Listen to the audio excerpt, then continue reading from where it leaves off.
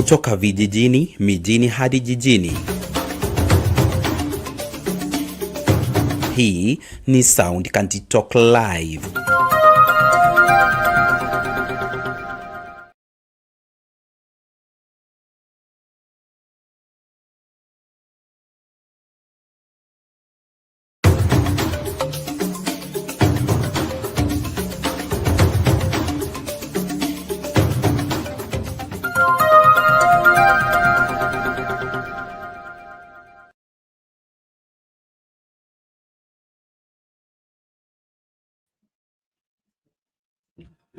Good day, ladies and gentlemen. Thank you so much for choosing to be part of our conversation tonight. This is Sound Candy Talk, open forum political discussion show, the show that gives you an opportunity to air what you feel and think about the latest development on our political front. Well, there you have it, the fears and the anxiety that we have heard about Boniface Mwangi, the activist who was taken in Tanzania from his hotel room to unknown destination, now was dumped at the border police station after having been tortured and immobilized. Now that's what is latest, and we'll be looking at it. Is this relationship between Kenya and Tanzania worthwhile? And if you are not in agreement with your guest, what is the way out? Is there no amicable way of sorting this out other than exposing the very visitor in your country that you don't want to torture? Now, we'll be looking at all that extensively as we hear different people from different parts of the world sharing on the same. But in my opinion, this is the lowest of it all. I think there is more to Tanzania than meets the eye. They have their front office and their back office. And I think we are now beginning to get access to their back office that doesn't look very attractive, as they portray themselves to be peaceful, honorable, and hospitable. If you don't want a guest in your country, in my opinion, you just show them the door. You don't arrest them, torture them, then dump them. I mean, what warrants that? Except you have evidence that maybe Boniface Mwangi went to Tanzania to overthrow the government, or is a terrorist, or is a drug trafficker, or something like that. I mean, just somebody going to be an activist for human rights, now you end up putting his life to danger. That's friendly. Okay? Let's keep looking at this as we explore further. So this has also raised a lot of questions, drawing from the conversation that Yvonne Okwara had with the now current Minister for Foreign Affairs, or CS for Foreign Affairs, Musalia Mudavadi, on national TV. And Musalia Mudavadi he was expressly in agreement with Samia Hassan, the president of Tanzania, on her take on why should Kenyan human rights activists go to stand with an accused person for treason in Tanzania. And so it appears that Musalia Mudavadi has already scored an own goal. So I don't know how he's going to navigate himself out of this. But to me, I don't see why somebody should be tortured simply because he got into your country, except he got in illegally, without passport, without being cleared by immigration. That's a different ballgame. But simply because you don't agree with his ideology or his approach to what he intends to stand for, no. this ought not to be the case. And if Kenya is intending to sweep this under the carpet, they are just demonstrating on how weak they are, in my opinion. And I stand to be corrected, but this ni kuwekwa kidole kwa macho uone kama msimamo na kuona mahali. Hebu karibu. Hii ni kuchokozwa, muone mtafanya nini. Hii ndio mtadu. So we will see vile watadu, lakini hii kwangu mimi haikubaliki, haipendezi. It's uncalled for. It's uncalled for. Just get the people, get them to wherever they came from. But torturing them, exposing them to all manner of pain, no. Well, we'll be looking at that particular video and be able to judge, but in my calculated opinion, I don't see the need for any form of violence or any form of torture on a human rights activist in a foreign country, for that matter. That should not be the case. Na mimi ni mgeni wa Tanzania kila mara. Sasa hii imeanza kuniogopesha. Sijui itakuwa kuwaje. Haya basi, naomba tafadhali tumakinike kukaribishana tunapoanza kipindi kwa fujo tu. Karibisha mtu, tuko live TikTok, tuko live Facebook page Sound Candy Talk, YouTube tunaitwa Sound Candy Talk, as well as Sound Candy Talk Live. The two channels are active right now. Please make sure that you follow through as we begin to dive deep into this discussion and get to the bottom of everything. So the relationship between Kenya and Tanzania on this matter needs to be scrutinized and then, of course, established in its right spectrum. Kwangu mimi haipendezi kabisa, haifai, na hapa kama ndio tumefika, basi tuache kiumane. Well, naomba tumakinike kukaribishana. Then swala lingine tena ambalo la kuogofisha, another sad reality in Kerio Valley, another Catholic priest. Remember the one we talked about yesterday is being buried tomorrow.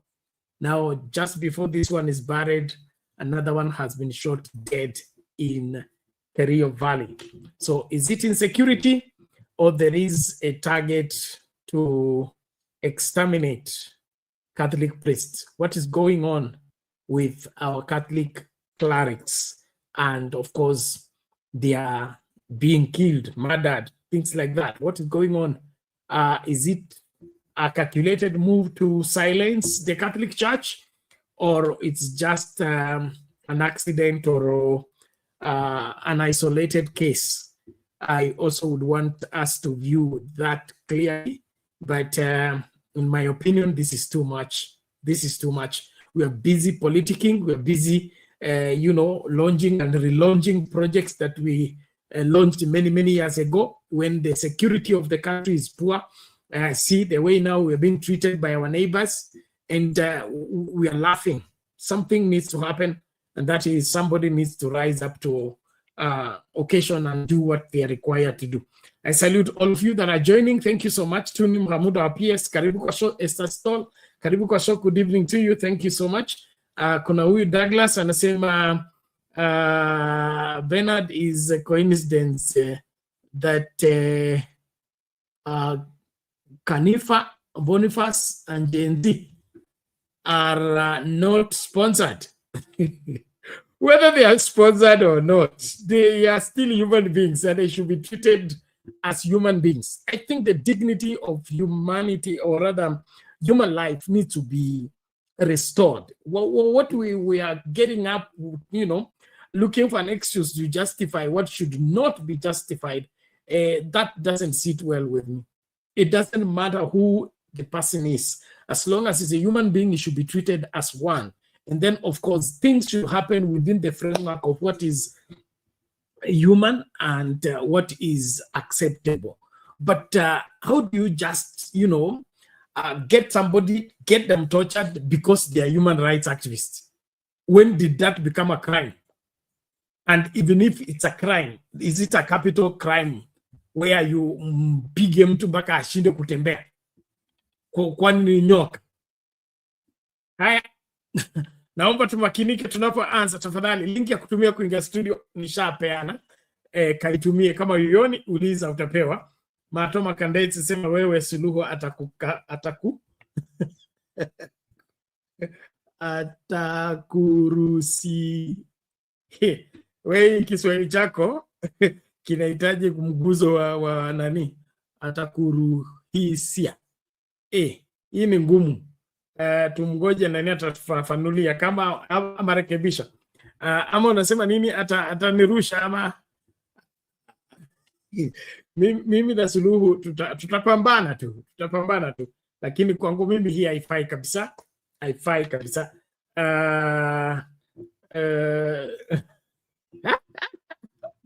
Douglas, you should go to hell now if you're beginning to talk like that. Why are you talking like this? Is there Ben? Are you sure Boniface Mwangi did not abduct himself? Now you see, Kenyans, you guys, what is the problem? Well, how do you now abduct yourself? You abduct yourself, you torture yourself, you deliver yourself to the police station. How is that now? So that you get what? That's what you need to justify.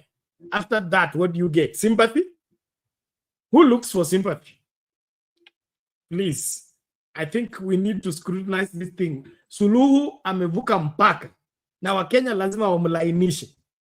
Tanzania imeanza kukuja sana. Unajua ile kukuja sana, Mato atakwambia there is a Kamba phrase that says you have come too far. I mean you have come too close. I hope I'm right on that one. You are coming too much. Tanzania is coming too much. Okay? Kumbuka ng'ombe zetu zile zichukuliwa na Magufuli. Okay? Wakati wa Uhuru Kenyatta. Ng'ombe zikaenda tu hivyo, ati zilienda kukula nyasi.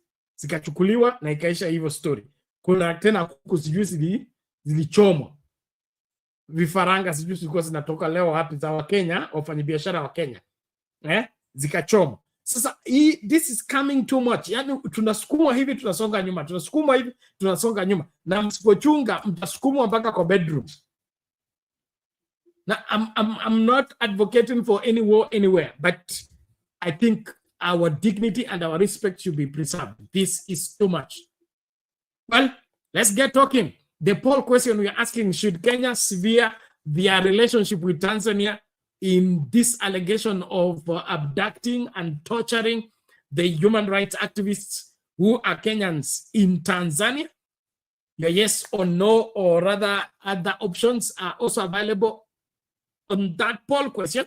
We need to hear what you're saying on the same. Let's start with that story of Boniface Mwangi and the torture manenos from Tanzania.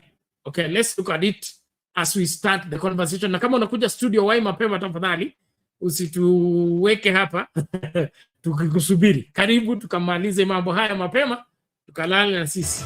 Kenyan activist Boniface Mwangi has been admitted at a hospital in Nairobi to undergo treatment after being allegedly tortured by Tanzanian authorities.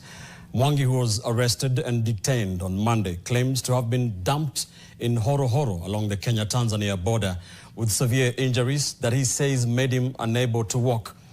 NTV's Kevin Mutai now reports that human rights activists are threatening to seek legal redress from the United Nations if Nairobi fails to take necessary action against Dodoma. This amateur video, recorded Thursday morning, shows a visibly weak and wounded human rights defender Boniface Mwangi moments after being traced and found alive in Kwale County.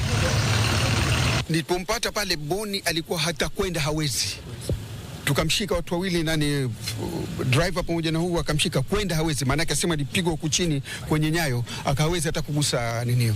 Boni was dropped in Horo Horo border post, and he found his way up to Lunga Lunga and got transport and Kelev picked him up. Mwangi has been missing for 4 days while in the hands of Tanzanian authorities, accusing them of torture. He says he was in the same detention facility with Ugandan activist Agatha Atuhaire, whose whereabouts still remain unknown after they were separated and him deported by road to the Kenyan-Tanzanian border. I've been tortured very badly. I can barely walk. But I'm very concerned about Agatha because we were tortured together.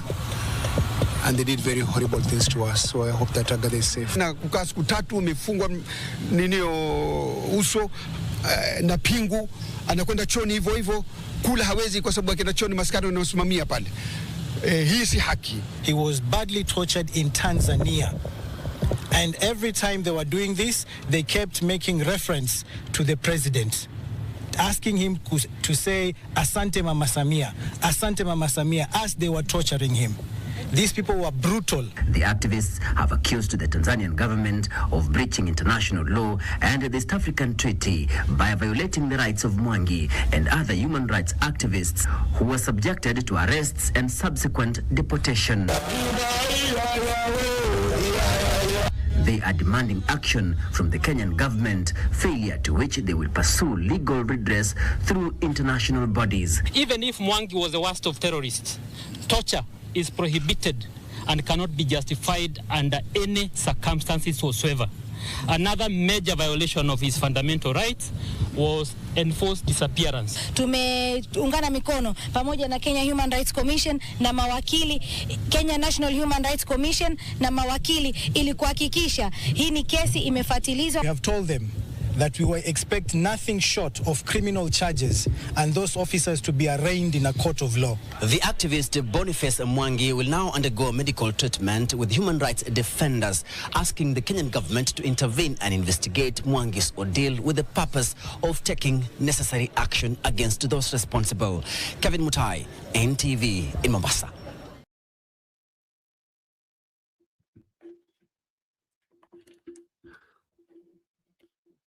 Haya, mambo ni kama hayo yale yaliyomkumba mwanaharakati Boniface Mwangi Tanzania. Now, mnaona mnasikia hao ni wanaharakati wa human rights na wanakuambia vile sheria inasema.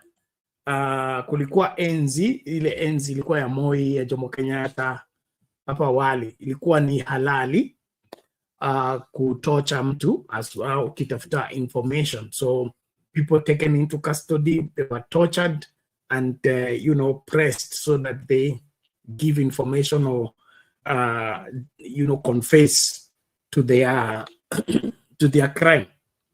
But that law was changed. It is illegal to torture anybody for any reason. So if this is what is happening in Tanzania, then it is true what we are being told, that even during Magufuli's time, we had cases of people disappearing. Remember the Tundu Lissu's assassination attempt. And then this frustration of dissenting voices in the country. How the opposition must remain weaker and weaker as CCM continues to be stronger and stronger. And so this torture is a manifestation of some level of lawlessness in Tanzania, or rather Tanzania upholding laws that have been that are outdated. And they have been, done away with. For example, the law of hanging people. I mean, people have been sentenced for hanging. Is still, being contested because it violates the human right. So, what is this that is going on in Tanzania, that they are still torturing people when the international law is not for that approach, for whatever reason? And then to make matters worse, these people being tortured because they are human rights activists. Mimi nataka mniambie makosa ya kuwa human rights activist, dhambi ya kuwa human rights activist. Yani ni dhambi kubwa sana Tanzania, mpaka unafumbwa macho, unawekwa juu unapigwa miguu kwa sababu wewe ni human rights activist. Ni lipi hili ambalo linaendelea katika nyumba ya jirani ambalo halieleweki? Naomba ukaniambie hapo kwa comments, ama njoo kwa studio moja kwa moja ukanieleze. Hiki kinachoendelea mimi naona ni mchezo ambao tusipochunga basi hiyo ndio itakuwa mtindo. And then of course there is a new surge for dictatorship that is being intensely sought, especially in East Africa, okay? That they want to place the masses under control. And so this level of operation could be geared towards silencing dissenting voices and silencing the human rights voices. Now, this is not something that we should take lightly. In my opinion, Tanzania has a case to answer if any of these things are anything to go by. No reason to torture people, even when they are in custody, even when they are in prison. I mean, it's synonymous to bullying. Bullying we banned in school. So why should you pick somebody who is in a hotel, take them, torture them, keep them wherever, incognito, incommunicado, for 40 days? They are being sought after by family, by the embassy. And then, yani, mimi sioni sababu balozi wa Tanzania bado yuko hapa. Wakenya, mnaambie niko hapa, mimi nimekuja mzima, mnaambie haya mambo. Ni Mama Suluhu anatawala Kenya. Talk to me. Well, link ya kutumia kuingia studio ndio hii. Mnaogopa kuja studio? Njoo tuseme hii maneno. Ni Mama Suluhu anatawala Kenya. Nataka mnambie hiyo. Na anatawala Kenya kivipi? Jukumu la kulinda wageni ni jukumu la nchi ambayo ni ugeni. Sababu ya sikuwa na passport ya East Africa, na hata sio passport ya East Africa. Nimekuwa Tanzania, nimekuwa Zambia, nimekuwa Zimbabwe.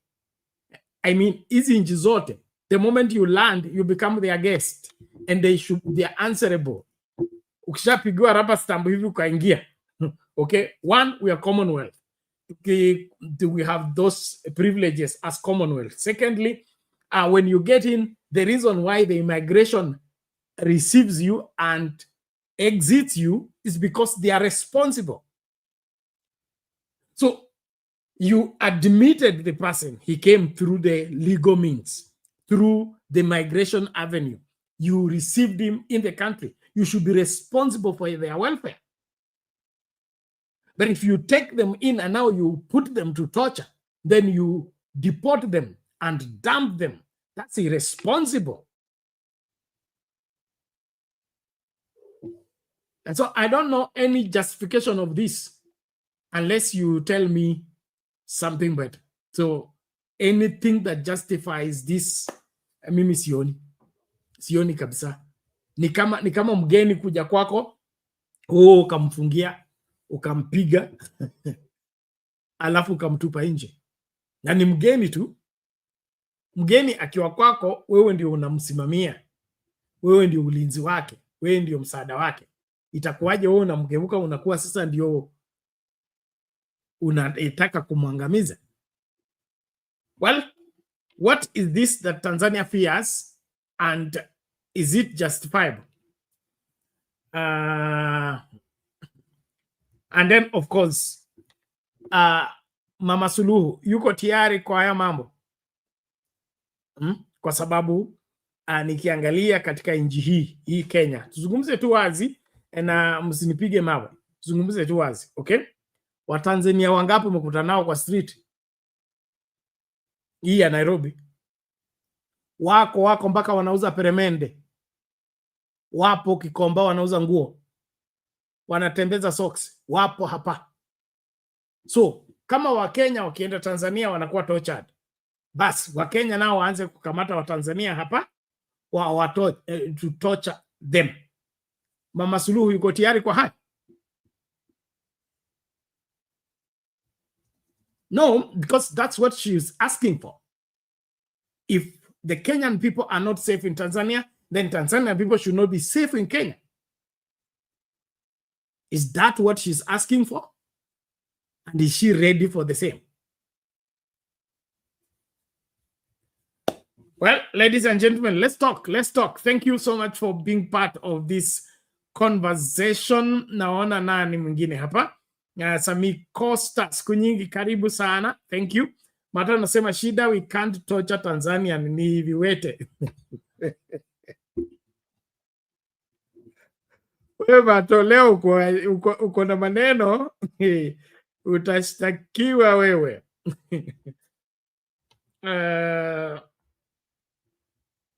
Okay, thank you very much. Okay, Tuni Muhammad anasema the president is not saying anything. Maybe yeye ndo alipeana hizo instructions. May God have mercy on us. Okay, Karua anasema Suluhu has lost it totally. It is a shame. I agree with you. This is not how I'm in fact, being a mama, you need to, your rulership needs to be more compassionate and more motherly. I mean, you can't be cruel to this level that you detain and get people tortured simply because they have come to, empower the human rights activists at home. That is not it. Na kama wataki wafungie kwa mpaka, sio waingie kwanza alafu uanze kuwatafuta and then una dhulumu. Haifai kabisa. So hili swala kusema Watanzania ni wapole, Watanzania ni wazuri, Watanzania ni wakarimu. Sasa ukarimu kwa wapi? Huu ndio ukarimu. Mgeni njoo mwenyeji apone. Sasa imekuwa mgeni njoo ukufi. Haya, mtaniambia.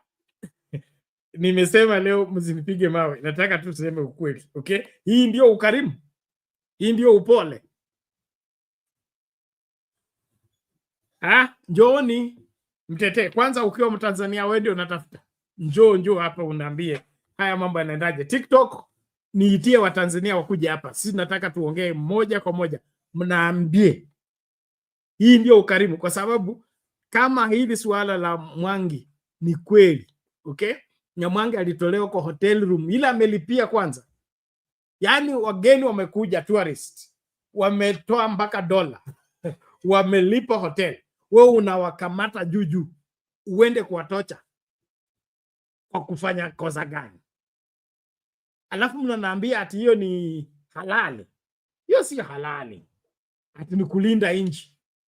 Hiyo ni kulinda nchi ama kubomoa nchi?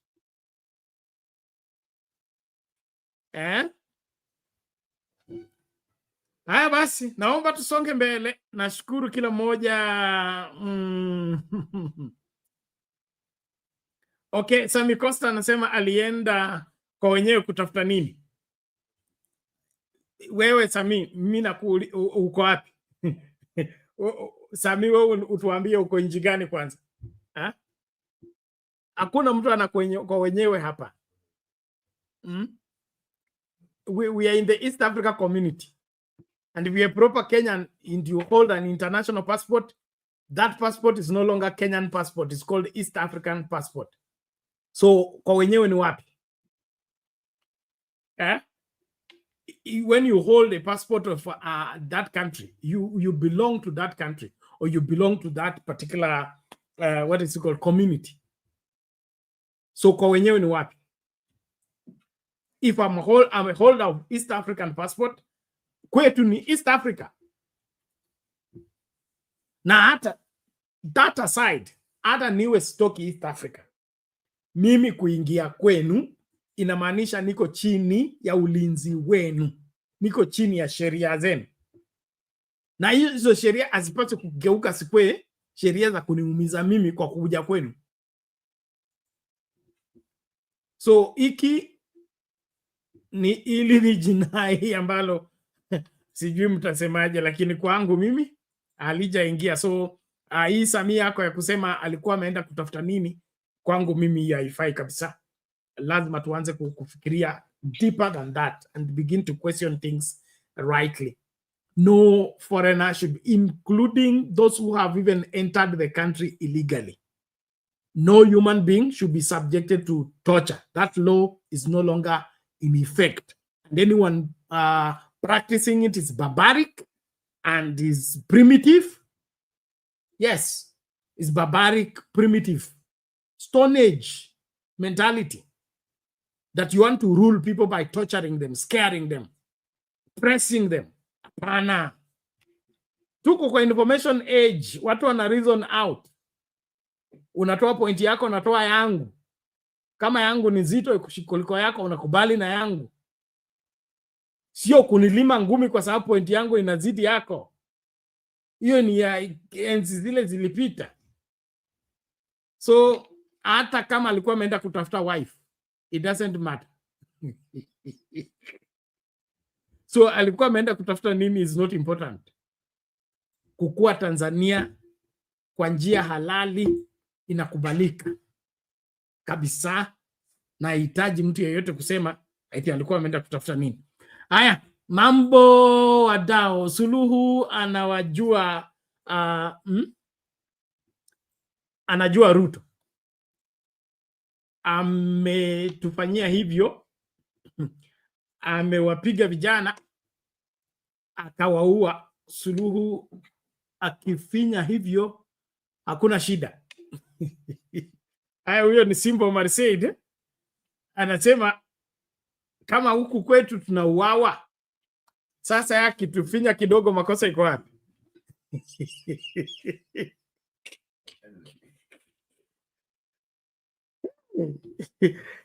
Yaani hakuna Mkenya ako na huruma. Ni nini wa Kenya?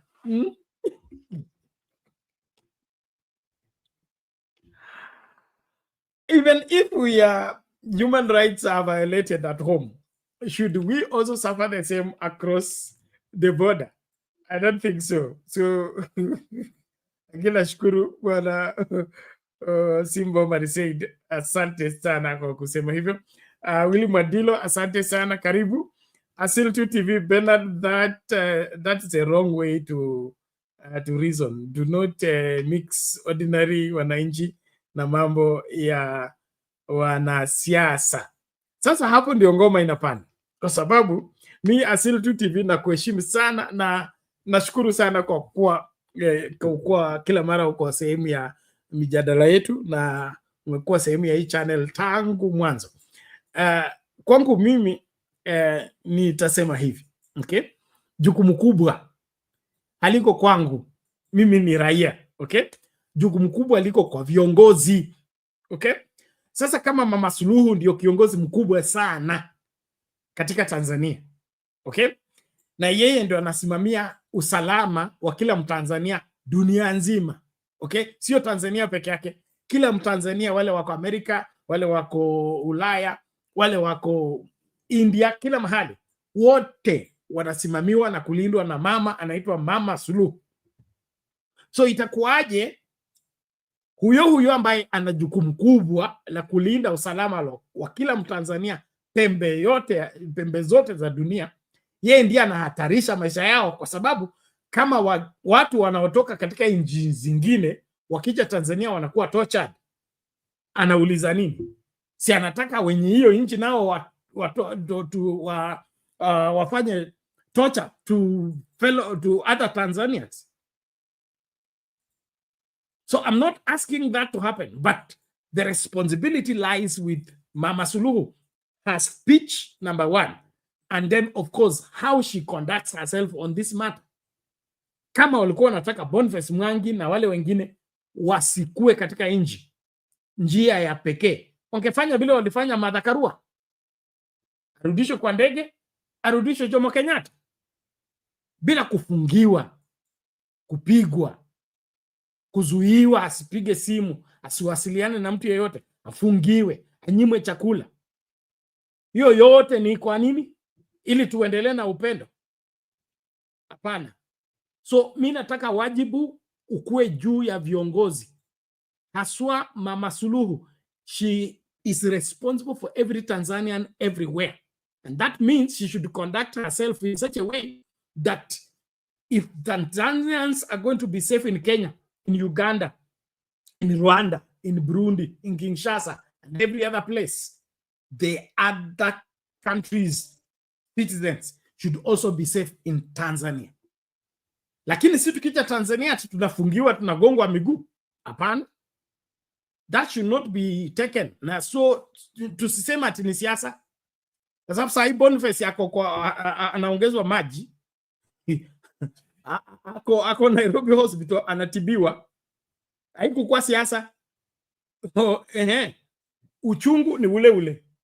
Yeye, watoto wake sasa mke wake, everybody is concerned. He's in pain. That pain inflicted is not politics.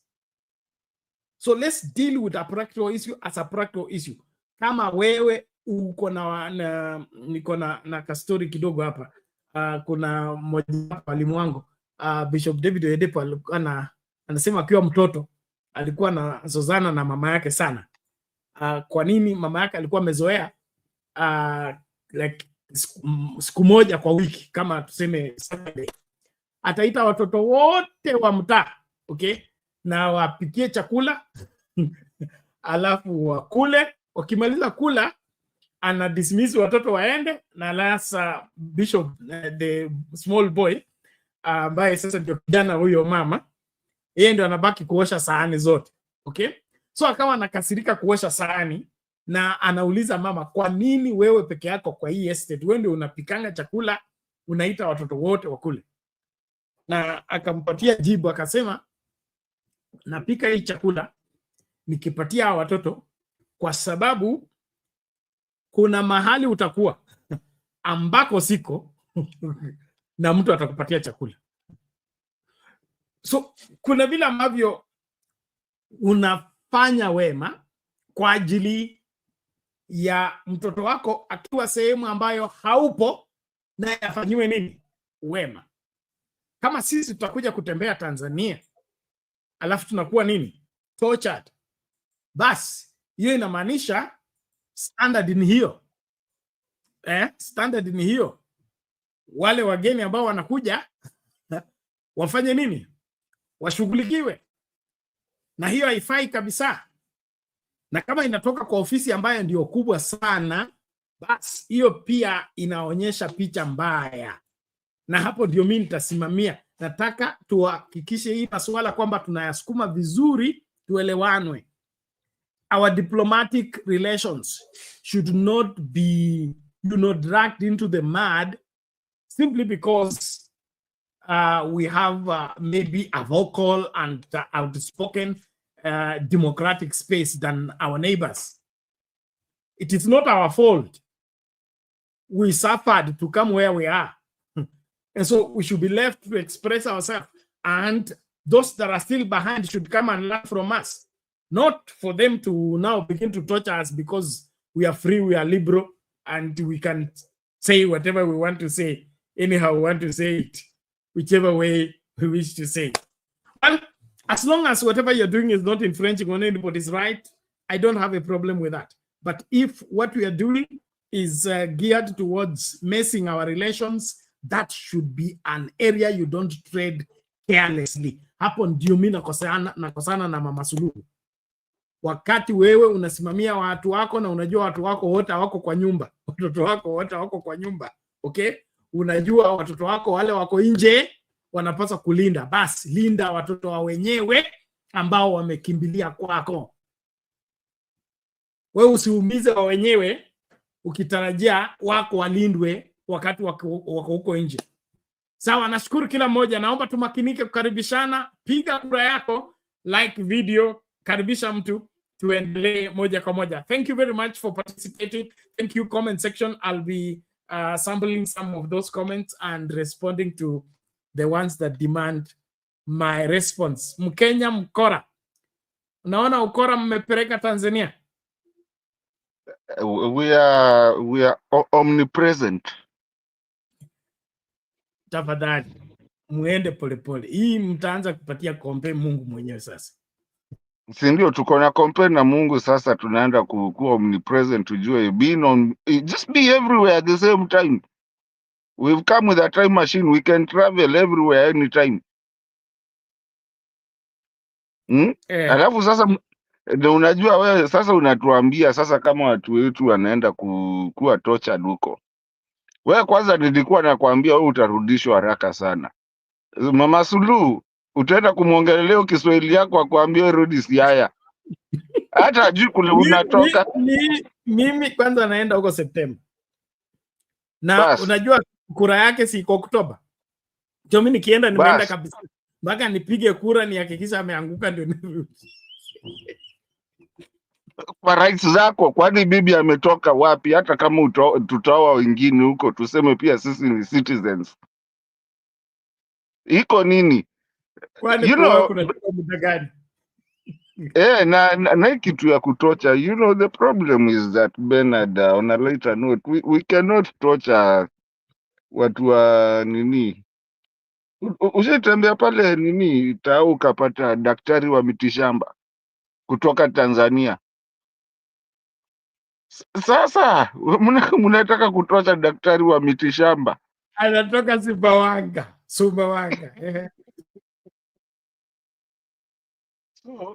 Anatibu bomba, anatibu ndoa na nguvu za kiume.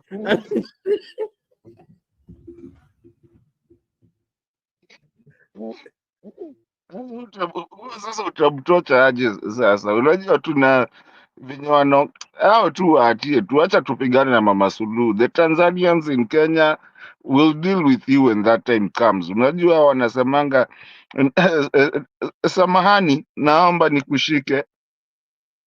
Waambie wakuje wapatane na Kibra ikitupa mawe, ndio wajue atuchezeagwi.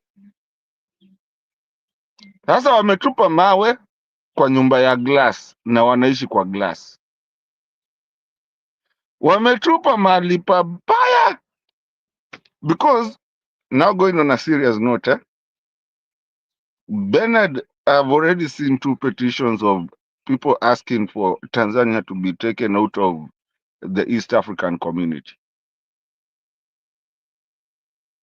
Already. And do I think it's imefanyika haraka? Yes, I do. But also, we don't have treaties to play with them. We, as East Africans, the member nations of East Africa, including Congo, were forced. Bernard, I know if you had that last passport, you're black, you were forced to go get another passport, you're blue, and inasema East Africa. Nowadays, in occasions, we don't just sing the Kenyan anthem. We also sing the Jumuiya one. Why? Because we have a treaty and a diplomatic treaty that everyone falls on. If one of the treaty countries is starting to treat the other person that they're not part of it, they can as well be expelled, or we expel ourselves. We've never treated Tanzania that way, and like you said earlier, I was listening to you, Bernard. Nilikuwa nakusikiza. Yes, kuna kuku na ng'ombe zilikatiwa mahali somewhere. But the same Tanzanians. Museveni is also pia yeye pale Migingo ametusumbua. Kagame ndio ameshindwa kutufikia. I think because he's landlocked. Lazima apitie mahali pengine kabla atufikie. So we as Kenya went through our troubles to get a democracy in our country. And this is a democracy that is being sought by even East Africa joining together. Even Congo to be liberated. Businesses pale Malaba We cross. They cross without even a passport. What is this that now you're telling us you can deport us? Hata kama mna to deport, please. You know, Tanzania is close to Wajaluo. Sorry, my Jaluo friends. Na Wajaluo hapendi kutembea. Siweke mtu kwa ndege. At least pandisha yeye ndege akuje in style. Sasa unamtupa kwa boda na boda amezoea kurukaruka hapo akinunua maembe. What am I trying to say? I'm saying our diplomatic agreements has to be relooked again, Bernard. On a serious note, we cannot have our neighbor deporting us for no crime at all. We don't deport them. Yet wako huko wakiuza vitu tunajua mitishamba, which is we know it's ni vitu za uongo. But because we have a treaty na sisi ni wale, so then we just ukishikwa shikiwa huko enda Kamiti. Na pia mimi nikishikiwa Dodoma, wacha niende Dodoma kama nilikuwa nimeibia mtu. Lakini kama mtu hajafanya makosa, and talking about activism, maybe Tanzania cause kizungu inawalemea kidogo, maybe wajui activism ni nini. And no one was going there to do anything. They were just going to watch a case. Only Mother Karua ndio mnaweza sema cause yeye ndio ako na license ya to prosecute, to do whatever in East Africa. Them they were just spectators. So next time mnataka kutuambia Yaga ikicheza bola tufai kukuja. Bernard, the diplomacy is gone and we have to relook at it, and we have to be very strong as a country and condemn this in the highest means possible. Rafiki yako ndio sijui amenyamazia wapi, ni kama walikuwa kwa nini cahoots together, because as a president angefaa kuashaongea. Hata huyu mwingine Baba Fidel hajaongea. I'm wondering what is going on. Parliament ya Tanzania imeshinda ikiongea juu ya Kenya the whole day jana. Kenya hakuna kitu tunaongea, tumenyamaza hivi, lakini mtu wao akiguzwa, the parliamentarians ndio wanakimbia. They want expedient investigation. Kwani Boniface Mwangi si mtu? Haya, acha nyamazia hapo for now. Okay, thank you. We appreciate that. Kile ambacho kinaendelea, lazima kwa Kenya wajisatiti na watetee haki yao. Kuna huyu anaitwa Sami anasema alienda kuchochea kwa wenyewe, kila mtu akae kwao. Hiyo sheria haipo. Hakuna wenyewe East Africa. We are all East African citizens, na being in Kenya, Tanzania, Uganda, Congo, all the member states of East Africa community, we are at home. We share the passport. That means we share even the resources that are within that particular part of the world. Anasema we all need to support Tanzania because Boniface was never there on behalf of Kenya. Sami Costa, I don't know where you're getting that, your understanding. You need to update yourself. Human rights are universal, that's one, and are also within the framework of international law. And so any human rights activist is able to stand out for human rights in any place where those rights are being violated. And this torturing of Boniface Mwangi is a proof that there are human rights violations in Tanzania, only that they are being covered up.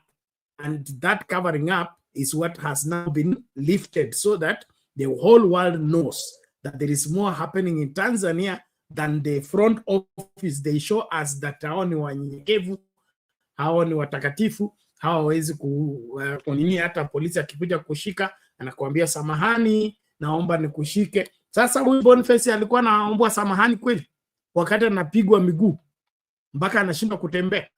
So hivi ndio mambo ambayo tunapaswa kuyashughulikia. So Sami, kama we ni Mkenya, najua we ni Mkenya, lazima usimame na Kenya kwanza, okay? Baadaye alafu utetee nini Watanzania. Mimi sichukii Watanzania, niko na marafiki wengi wa Tanzania, ndio nakwambia Septemba naweza kwenda huko nikienda ku observe wataka observation, labda hiyo jina observation ndio shida. I should go there in anticipation of the elections in October. But what we need here is for us to up the game as far as putting in operation the laws that govern our relationships. Okay, unajua uhusiano wote ukiachwa kila mtu afanye vile anavyotaka, huo uhusiano hautadumu na hautakuwa na faida, mpaka kuwe na mipaka, kuwe na limits, kuwe how far you can come, how far I can come. So what's cooking here is not good, and why even Kenya is silent is what is not making sense. They should not be silent. From the fact that Kenyans were in Tanzania, they had crossed the border legally. Then when they got in Tanzania, they were held, they were put in custody in unclear circumstances, no proper communication. And then we acquired, when we are supposed to be the big brother of East Africa, something needs to happen. And then masuala ya activism, Mato unasema wa Tanzania wajui. Unajua Tanzania ndio ilikuwa inaongoza maneno ya chini ya Nyerere na nani waliongoza maneno ya kupigana na apartheid policy in South Africa. Hao ndio walikuwa na host armies. The same I think for Zimbabwe as well, including Mozambique. So harakati haujaanzia Kenya. Mwalimu Julius Nyerere na wenzake hao ndio waliongoza masuala ya nini ya kuokoa kupata independence. They are the fathers of independence. They are the fathers of liberation. So how can they be doing torture behind closed doors, and all of it is being visited on foreigners, friends of that particular country? That's unacceptable. Well, ladies and gentlemen, we are proceeding with the conversation. Kama unakuja kwa show, tafadhali wai mapema. Kama uoni link, uliza nikupatie wai tukazungumze kwa kina. Mato, I want to play video. Unasemaje? Nasema hata nani alikuwa mwanaharakati anaitwaje Kiwete. Oh, sorry, Kikwete. Yes, Kikwete. Then we had some lady, alikuwa anaitwa nani? Alikaa hapa sana. She had a name there. Can't remember the name. Lakini alikuwa mwanaharakati, and I think she was leading an international organization in Nairobi. Na ndio maana kama wanachapaga watu miguu, ndio maana maybe Kikwete, or maybe ndio maana ni wengi hizo viwete huku nini Kenya wamekimbia huko wasikatwe miguu zote. We will deal with them. Let's go. Tusiweke sanction kwamba we are not sensitive to people living with disability. But what I would say is, as a country, we need to up the game. We are being pushed, and our neighbors are now coming too much into our nerves. And if we don't rise up and defend the whatever is left of us, tutakanyagwa, tutakaliwa, na hakuna kitu tutafanya. So wakati ufika, kama ni serikali ama Wakenya wenyewe, tusimame na tuhesabiki. Hatuwezi kuona mambo kama yanaharibika na tunanyamaza. Wacha tumsikilize huyu Martha Karua akiangazia swala la Musalia Mudavadi, akizungumzia hilo swala la Wakenya na kuhujumiwa Tanzania. Which is not his home. He had no phone. They returned his passport on dumping him there. and he found his way to Mombasa. Through the help of other people, he was able to call his wife, and that's how the wife organized to go for him in Mombasa because he was injured, could hardly walk. He was ushered into the plane on a wheelchair and out of the plane in Nairobi on a wheelchair. Boni has given a statement this evening at Wilson Airport. It is not for me to try and water down that statement. All I can say, I went to the hospital to see him. I have found him in a lot of pain. He has shown me swellings on his feet, and he has said he is feeling pain all over his body where he was tortured. The doctors are examining him, and there will be a full medical report, and it's for him to share. But the question is, why adopt torture, cruel and degrading and inhuman treatment? Why would Tanzania do that to a Kenyan and to a Ugandan? Because Boni was detained alongside Agatha Atuhaire, a human rights defender from Uganda. Why torture them? Because he told me he could hear Agatha being tortured in the next room. Where is Agatha? Is this the East Africa that subscribes to the rule of law, good governance and democracy? The government of Tanzania under Mama Suluhu has shown its real face, a violator of human rights, and it is not alone. Kenya is complicit.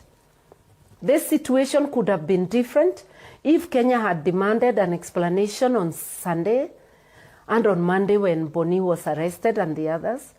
It could have asked for them to be returned or reasons to be given.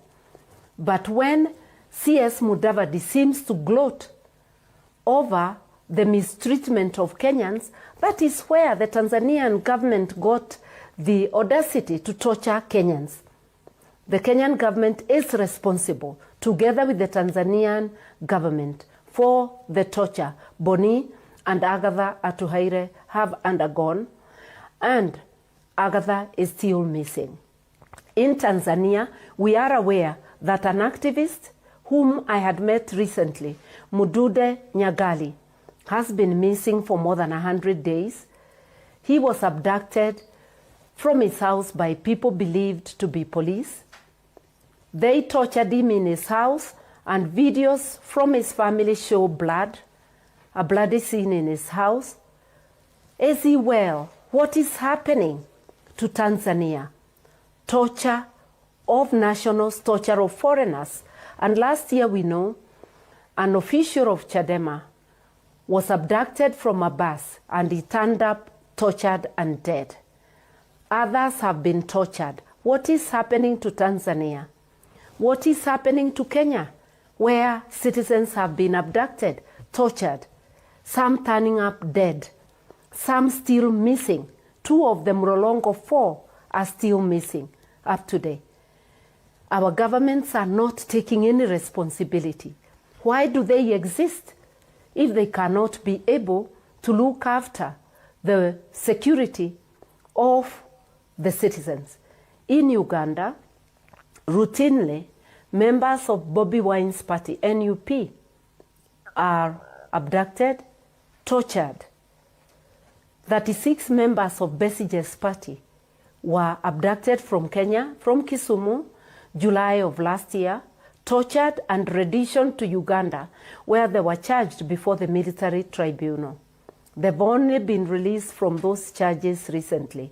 Besige himself, whom I represent, together with his friend Obed Lutare, were abducted from Kenya by people believed to be Kenyan security agencies collaborating with Ugandan security agencies, renditioned to Uganda, and is still in custody up to today. I was in court at Nakawa yesterday, where they gave a mention date for next week, but today I'm seeing a production warrant done for tomorrow. I do not know what is happening to our beloved Jumuiya. We are asking citizens to speak up against torture, against violation of their rights, against enforced disappearances, against desecrations of our constitutions, which have similarities in regard to human rights, good governance, and the rule. Okay, there you have it, Mother Karua there, giving a view about what's happening and more insights on what is going on. And from that conversation, you can tell there is more than what meets the eye in our neighboring countries. These forced disappearances. And I would want us to look at this objectively and not use our own problem as a justification. Every person everywhere should be safe, especially when they're in a foreign country. They should be more, we should be more careful about how we treat foreigners in our country, better than even the indigenous. But what we are looking at here is, blatant violation of human rights, and all of it is because somebody feels that he's so much in power and there is nowhere he can be taken, no matter what he does.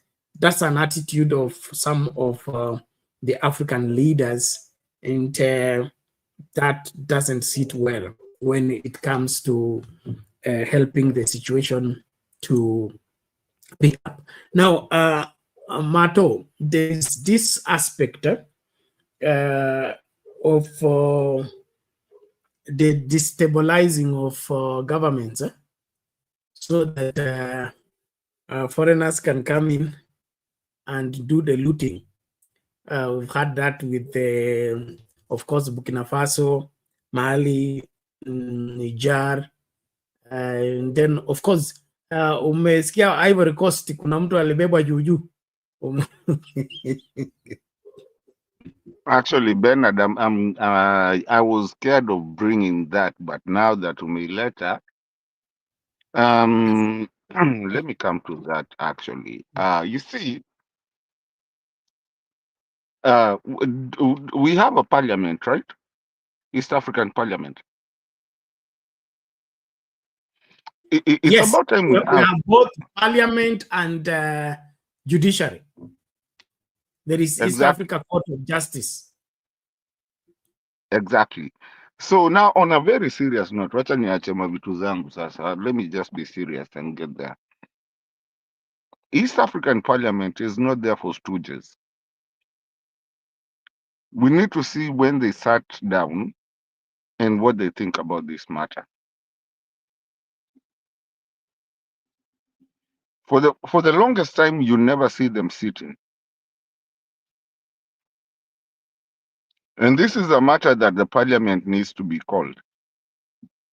I can almost bet you a lot of people watching us do not know the members of the East African Parliament by name or even by face.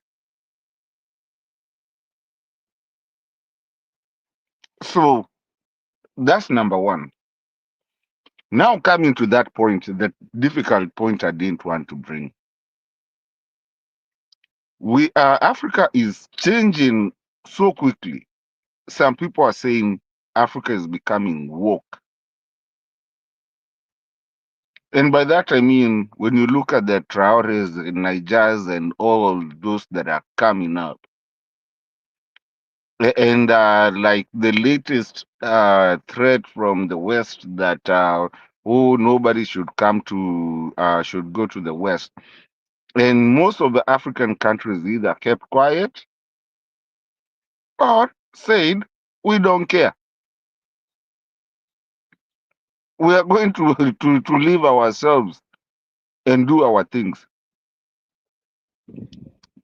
I'm not saying I'm right, but it brings me to a point of juggling my mind and asking myself, could there be an external power that has seen a unity somewhere with so many resources that they've depended on, and by all means, they will try however they can jump kati na nini to kind of circumnavigate that unity never lasts. We all remember the last time Africa wanted to have their own currency. Right now, the biggest union in Africa is East Africa. So, can we sit back and ask ourselves, is there maybe some external powers that are trying to destroy this unity? So that now that African presidents are not giving in to threats from out there, from IMF, from whatever, people like Ina Traore, they can use people watu wash kama kina Ruto and maybe Suluhu and whatever CCM and kina Museveni to destroy that unity, that economical geopolitical unity. That's a question I want to throw to you. Nilikuwa naogopa kuisema lakini wewe umeintroduce. So I can see Lala is here. Na wewe ndio umeintroduce. Don't kill the messenger. No problem. We will have to dive in. We can't avoid it because we are part of this global family, and the relationships need to be redefined, especially with what is going on in Africa right now. I don't think there is turning back to this, and anybody who thinks that he can even delay this is dreaming, in my opinion, from where I sit. This is the plane is already on the runway. You cannot stop it. It has to take the flight. And so any other person thinking that he can derail what is cooking in Africa right now, he will be shot. And then, of course, the greatest fear is the proposition of everybody going back to the gold. It's called the gold system of valuation that may end up making some people victims of this drastic change, sudden change that doesn't give you time to prepare. The change of in the morning you had nothing, in the evening you have everything. Or in the morning you had everything, and in the evening you don't have anything. And you didn't have time to prepare in between or adjust. So what's cooking is very much, and that is what I see happening in Tanzania, that they didn't take time to grow their democracy to a level whereby they will be able to enjoy input like what we have in Kenya, whereby it's possible for opposition to help government to run government. Now, I'm not saying in justifying that people should be crossing the floor anyhow, but I'm saying that not everything opposition is evil, and not everything government is good.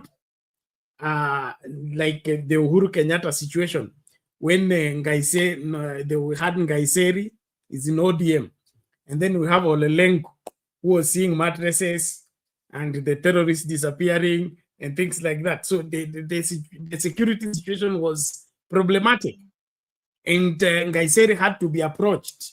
You have background in the military, you have an understanding in the security, please come over and help the security situation. What we see in Tanzania is we should condemn everything that hii ni ya Chadema, hii ni ya kupinga serikali, hii imekwenda kinyume na mwalimu, haifai. And in the process, kuna watu ambao wangekuwa wanachangia kukua kwa nchi na kukua kwa demokrasia ambao hawapewi nafasi simply because wameassociate na Chadema ama wameassociate na party ambayo sio CCM. Na kwa hiyo hii miaka yote 60 ya kuwa huru haijakuwa huru kweli kweli. Kwa nini? Tumezuia ile hali ya kufungua nafasi ya watu wote katika hiyo jumuiya ya Tanzania kuwa na nafasi ya kuchangia maendeleo. So imekuwa maendeleo ni CCM. Vile tulikuwa tuna KANU, KANU yajenga inji, KANU yajenga shule, KANU inaoza watu, KANU ndio inafundisha, KANU ndio kila kitu. Bernard, let me add on to that point kidogo, please. You know, 3 weeks ago, they had in our parliament, unajua watu wengi waangaliangi parliament sana, 3 or 1 month ago, they had a whole session. Sijui Bernard amekatwa, lakini they had a whole session for those who are listening before Bernard comes back. And Lala, thank you. They had a whole session of trying to inaitwa nini, kulipia watu bond when wameshikwa outside the country. So at that point, you wonder what's the immigration's job, if not to look out for their citizens. If today ushikie a citizen of let's talk about what you guys like talking about, United States or UK. If you get a citizen ameshikiwa hizo country, anachukuliagwa hapo very fast because they know their consulate is there for a purpose, to take care of their citizen. So I wonder, even in other people in diaspora who can say, I bet you've known mtu mwenye ameshikiwa huko. Why the Kenyan consulate all over the world will never answer a call wakijua ni kitu mtu ameshikiwa huko, yet it's their citizen. So you wonder, what are the consulate doing out there? Because that's a matter that should be taken very seriously. If your countryman is ameshikiwa mahali, you have to go take it. So it was in parliament. They spoke about it. They even funded, they passed where they are going to put a kitty of bonding Kenyan citizens who are outside, who have been arrested outside the country. So maybe mnaweza nieleza mkiwa na Lala, how we are funding that, and then now even here hapa tu mali ya kuendesha basi ama kupanda basi, you cannot even say anything as a government, and then you have Musalia here talking matope. I mean, Bernard. Okay, so I will let Lala respond to that as he makes his submission. Thank you everybody. Please tumakinike kukaribishana, piga kura, like video tafadhali. Reverend Lala, are you still there? I'm here. Good to see you, Bernard.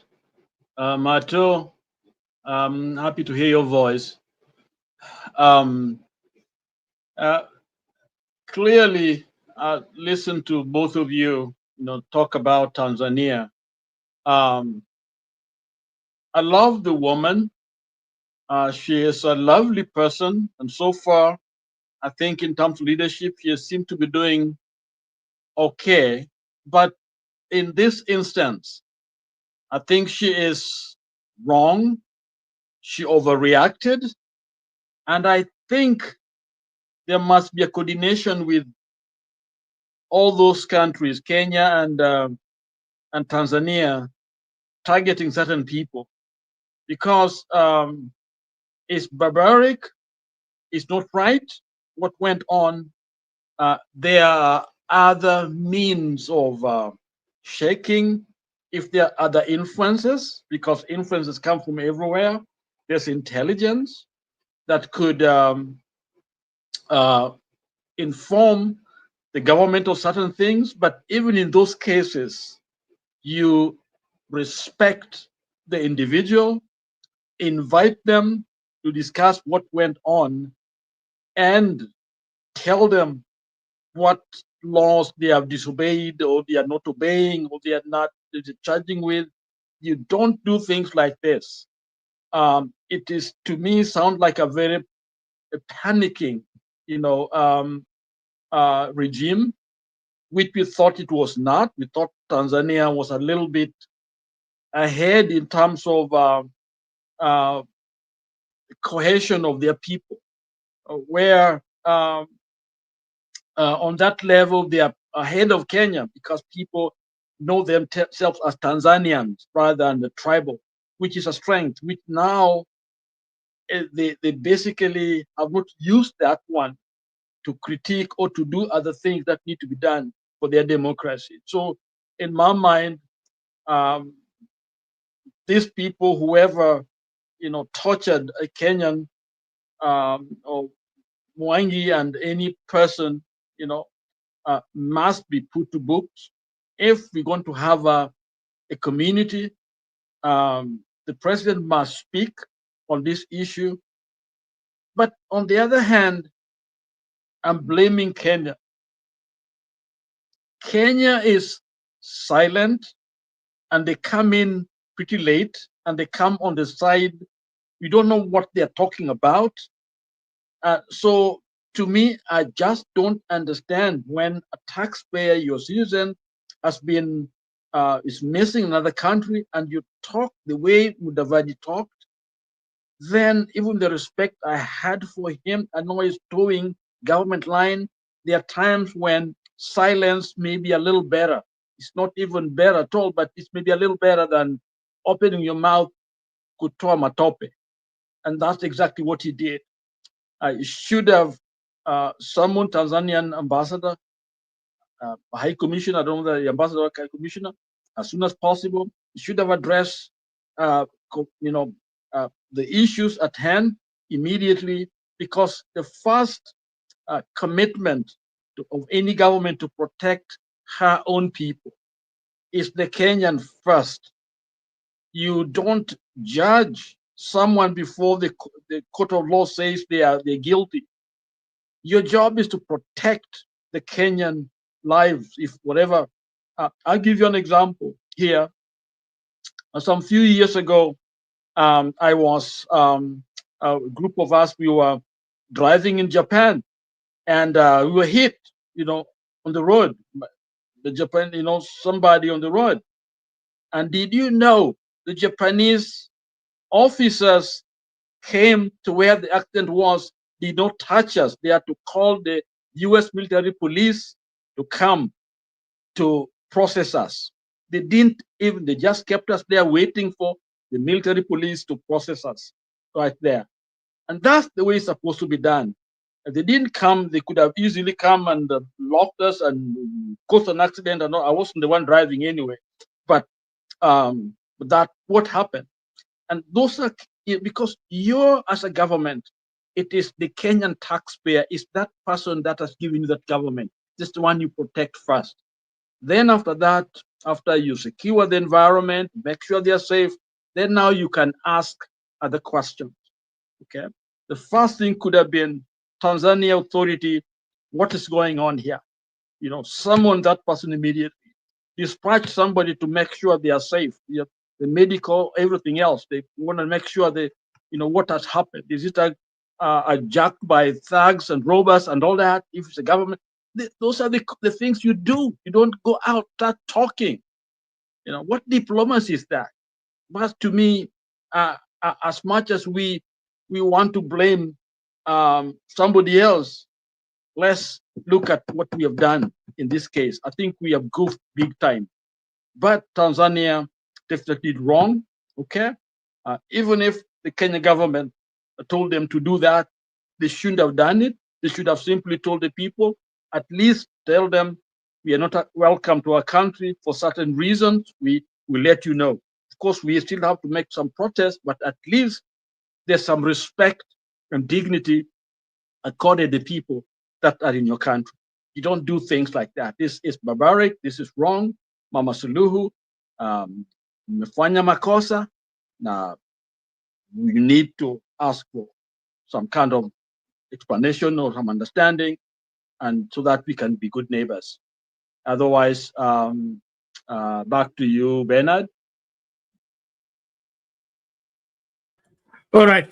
Thank you, Reverend Lala. We appreciate that. And it's clear that Kenyans are on their own when it comes to being mistreated in the neighbor's house.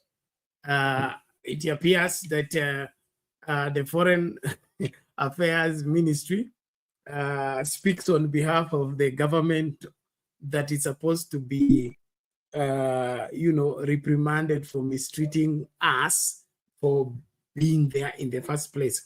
I've just been checking the history of let me just play that video. It's an old video, but before Mato comes in, there is this Magufuli and the Kenyan animals, where I think Amina Mohammed was the Minister for Foreign Affairs at that time, and she wrote a protest letter to the Tanzania government about the detention of the animals, but they did more than that. They did not just detain the animals, they auctioned them. Okay, let me just get that ready. One moment. Get that video, and then I'll talk and weigh on that.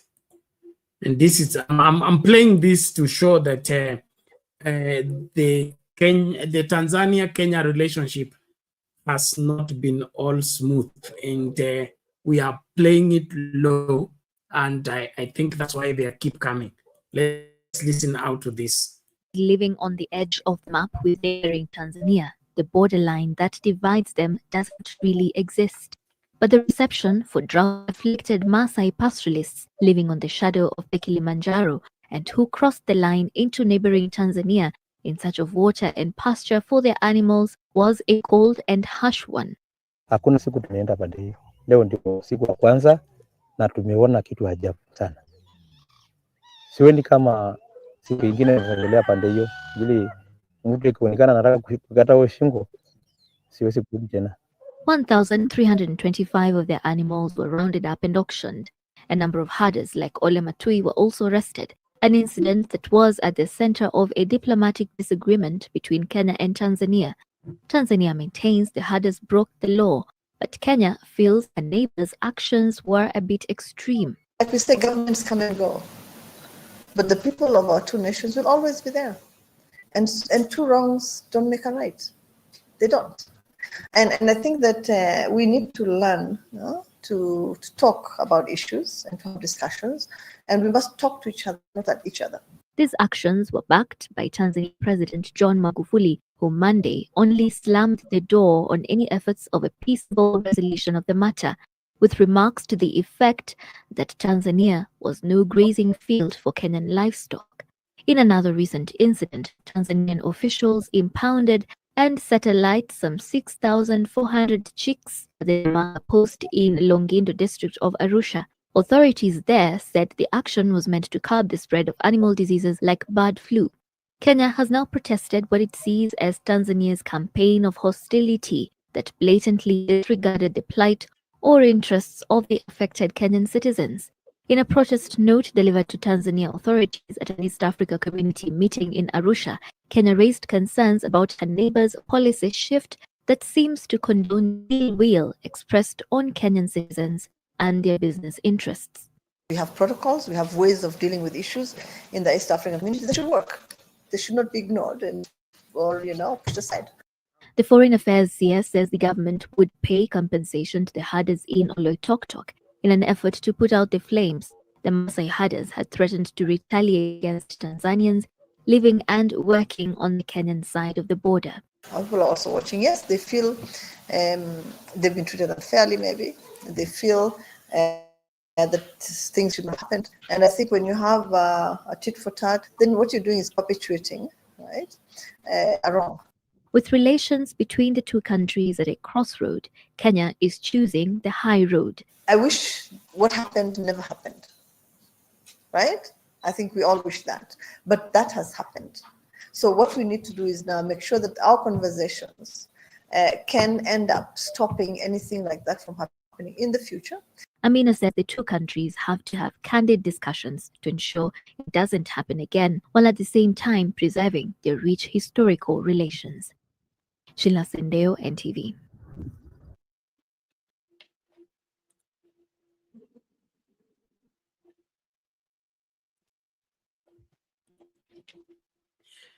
There you have it. That I wanted us to have that recap of what happened during Magufuli's time with Uhuru Kenyatta and our animals and the chicks. Tanzania did all that and got away with it.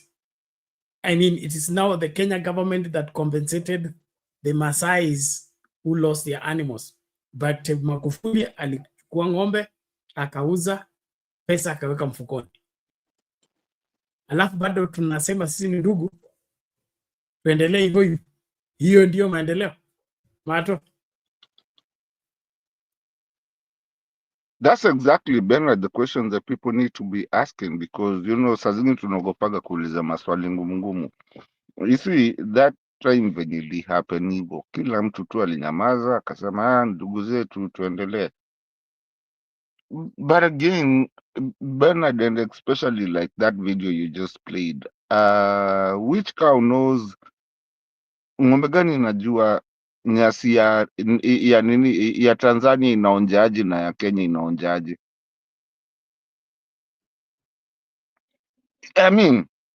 You gotta watch, you gotta look at this. And actually, do we really have borders between Tanzania and Kenya? Other than gateways? The rest of the land, the vast land is very open. Watu wajafika mahali Trump anaweka ukuta. So, mimi nikiwa naishi huko mashamba huko na Tanzania iko huko. Kwanza hata unajua watu wanajuanga kama waliingia huko lini ama walitoka lini, wameoana, wako wapi, kila kitu wanafanya pamoja, they are working together and everything. Only a roadblock ka barabara na huko kwenye hakuna barabara. So what I'm trying to, ile kitu Bernard, we need to focus in is the politics and what is happening, because there's so many Tanzanians who will tell you they don't even know where the border is. And there's so many Kenyans who will tell you they don't know where the border is. The fight inaanzishwa hapa sasa, it will come to affect us eventually. Not just Kenyans. The whole of the demarcations that the colonial powers left us, that were not even fenced to know where, or even they didn't have a beacon to know where you are and where you're not. I'll take you back just for people to remember. There's a time a president said that all the way to Naivasha belongs to that country. Yes, there was feedback. Okay. So now when neighbors start fighting each other, now we will have to go back and look at who belongs where, who doesn't belong where, and where's the border. Where can you put your foot and where can you not put your foot? What can you sell somewhere, or what can you not sell somewhere? If you look at the border areas of our country and any other country, especially let me just talk about East Africa. People don't even know where you come from. They just know you. And that's the essence of the unity that was coming to a point of having even the same parliament, same national, Jumuiya anthem and all that. So Bernard, we're walking on eggshells. Don't forget, Ukraine and Russia, they are right next door neighbors. And look at them. Look at what is happening to them. I don't understand why Africa thinks that they can never go into war with other countries that are next to them. These small things can get to a place. I mean, it's a ticking time bomb. One small thing, na tuko vita on our own selves instead of uniting. Yet, the constitutions that we keep on talking in parliament, we keep on saying, oh, Malcolm X did this, oh, America is this, oh, America that, oh, UK this, oh, Australia that. Bernard, we are tunajichoma wenyewe kama Africa. Soon we were about to start, get a language. I mean, I think the proposed one was Swahili because it's spoken in almost all East African Jumuiya people. Now where we are heading, and Bernard, mtanyamazi hapa na nitoke because I'm about kusema kitu mbaya. I still go back to 2 years ago, Bernard, when I asked you, are we ready for a female leadership? Because I think, na sisemi tu ni wanawake wote, I think someone else kama Magufuli would have never uttered those words. I don't know.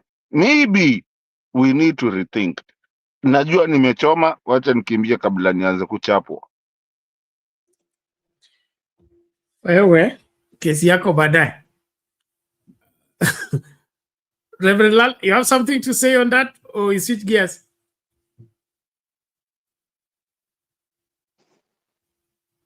Actually, the action is very puzzling. I don't think it's about a woman, but it could be. I'm not sure. But in this case, to me, I think it's very puzzling because I thought at least what she has working with in terms of they're fairly peaceful people. They don't ask for much. They seems to have listened to Nyerere and the people obey her there.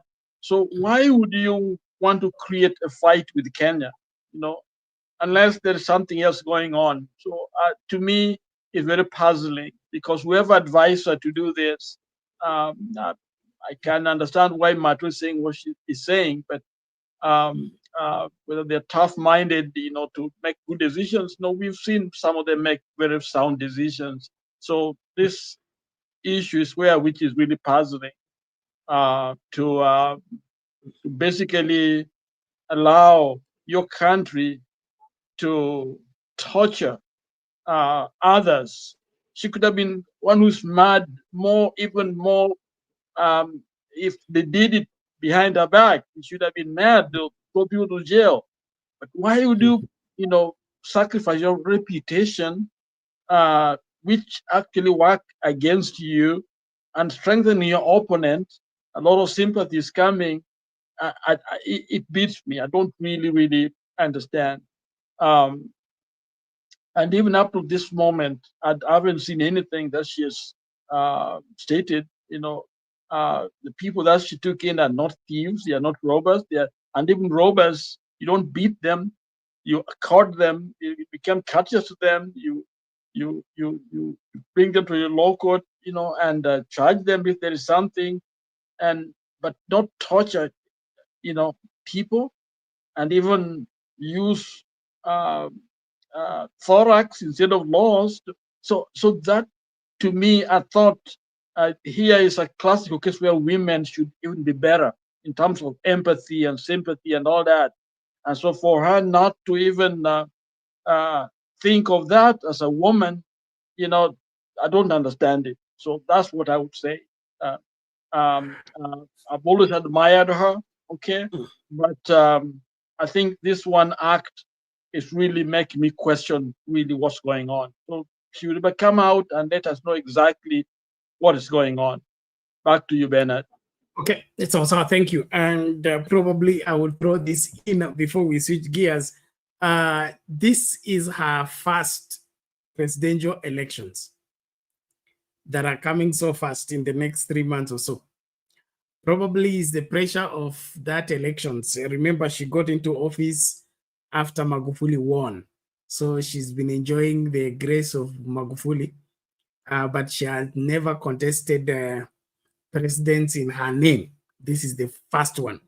And so that pressure, it could be what is causing her to make this blunder, because she's not known for those diplomatic blunders since she assumed office. And of course, being a woman, she has been very careful.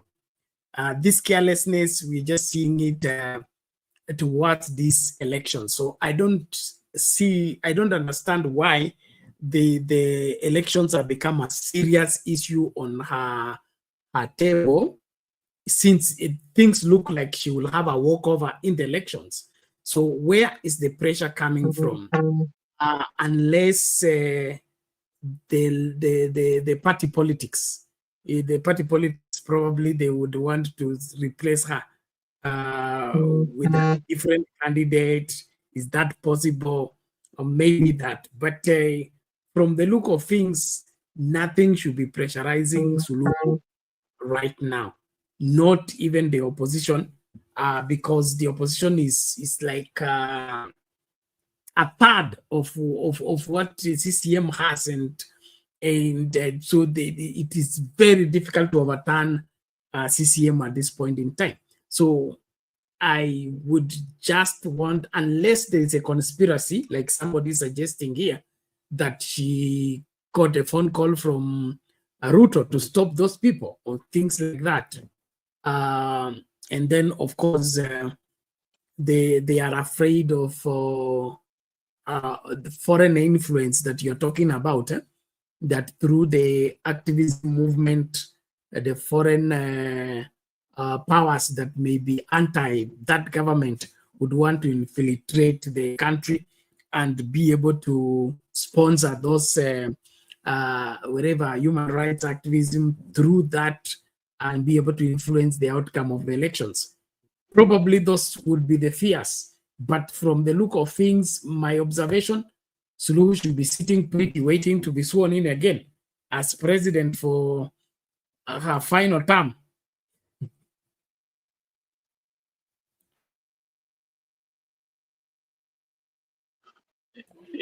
Yes, Bernard, and that's what is puzzling, because she has a constituents that believe in her, that believe in Tanzania. She already has everything made, and so for her to do this, what she's done, basically against what Nyerere and others stood for, is puzzling to me, very, very puzzling. Especially when I see, Mwangi, and the other girl, has she been found? Has she been released? No, we just have scanty information. Let me just play this video and see whether we can get more insights, and then we pick from there. There is a growing diplomatic storm between Kenya and Tanzania after the apparent abduction of human rights activists Boniface Mwangi and Ugandan Agatha Atuhaire. Foreign Affairs Cabinet Secretary Musalia Mudavadi, shifting position on the matter, negates a desperate note sent to Tanzanian authorities Wednesday requesting for the release of Mwangi. And while Boniface has since been released, the whereabouts of Uganda's Agatha Atuhaire are still unknown. NTV's Catherine Omando reports. I don't know the reason why they're in my room. I was sleeping, they woke me up. They said they want to see me. The arrest of human rights activist Boniface Mwangi in Tanzania under unclear circumstances 4 days ago has left a diplomatic stain between Nairobi and Dodoma. Mwangi was arrested when he made his way to Dar es Salaam with the intention to observe the treason trial of that country's leading opposition leader Tundu Lissu of the Chadema party. Kenyan officials claim that they were not informed of his detention, sparking a diplomatic spat between Nairobi and Dodoma. In a protest note, Kenya said that despite several requests, officials of the Kenyan government have been denied consular access and information to Mr. Mwangi. The letter says that the ministry is also concerned about his health and overall well-being and the absence of information regarding his detention. Mwangi was released late last night by Tanzanian authorities and left in Ukunda at the Kenyan coast. His release has raised more questions than answers about the nature of his arrest and the treatment he received while in custody. He was badly tortured in Tanzania. And every time they were doing this, they kept making reference to the president, asking him to say, Asante Mama Samia, as they were torturing him. Prime Cabinet Secretary and CS of Foreign Affairs, Musalia Mudavadi, today called the incident unfortunate. We will, through diplomatic channels, establish more details, because normally there are protocols that should be followed if certain matters were to be handled, maybe in terms of whether they were going to observe court proceedings and so forth. So there are protocols, and that is a matter that now we will pursue through diplomatic channels. But most important as well is that we have very cordial relations with Tanzania. Even though Mwangi has been released, Tanzanian authorities still have not explained why they were holding the activists. However, the Kenyan government says this recent event is a wake-up call. Kenyans should come to the reality that they should not take what they have for granted. What applies here does not necessarily apply elsewhere. The Constitution 2010 of the Republic of Kenya applies to Kenya. Kenya's constitution does not apply in Uganda. Kenya's constitution does not apply in Tanzania. Boniface Mwangi was taken into custody alongside a Ugandan human rights activist, Agatha, and as it stands, no one knows her whereabouts. The Ugandan government has also written to the Tanzanian government requesting for information on Agatha's location and for Tanzanian authorities to ascertain her release and return to Uganda, or at least let Ugandan High Commission staff in Tanzania talk to or visit her. Free Agatha, free! Free! Why is Agatha? Catherine Omwando, NTV. Why is Agatha?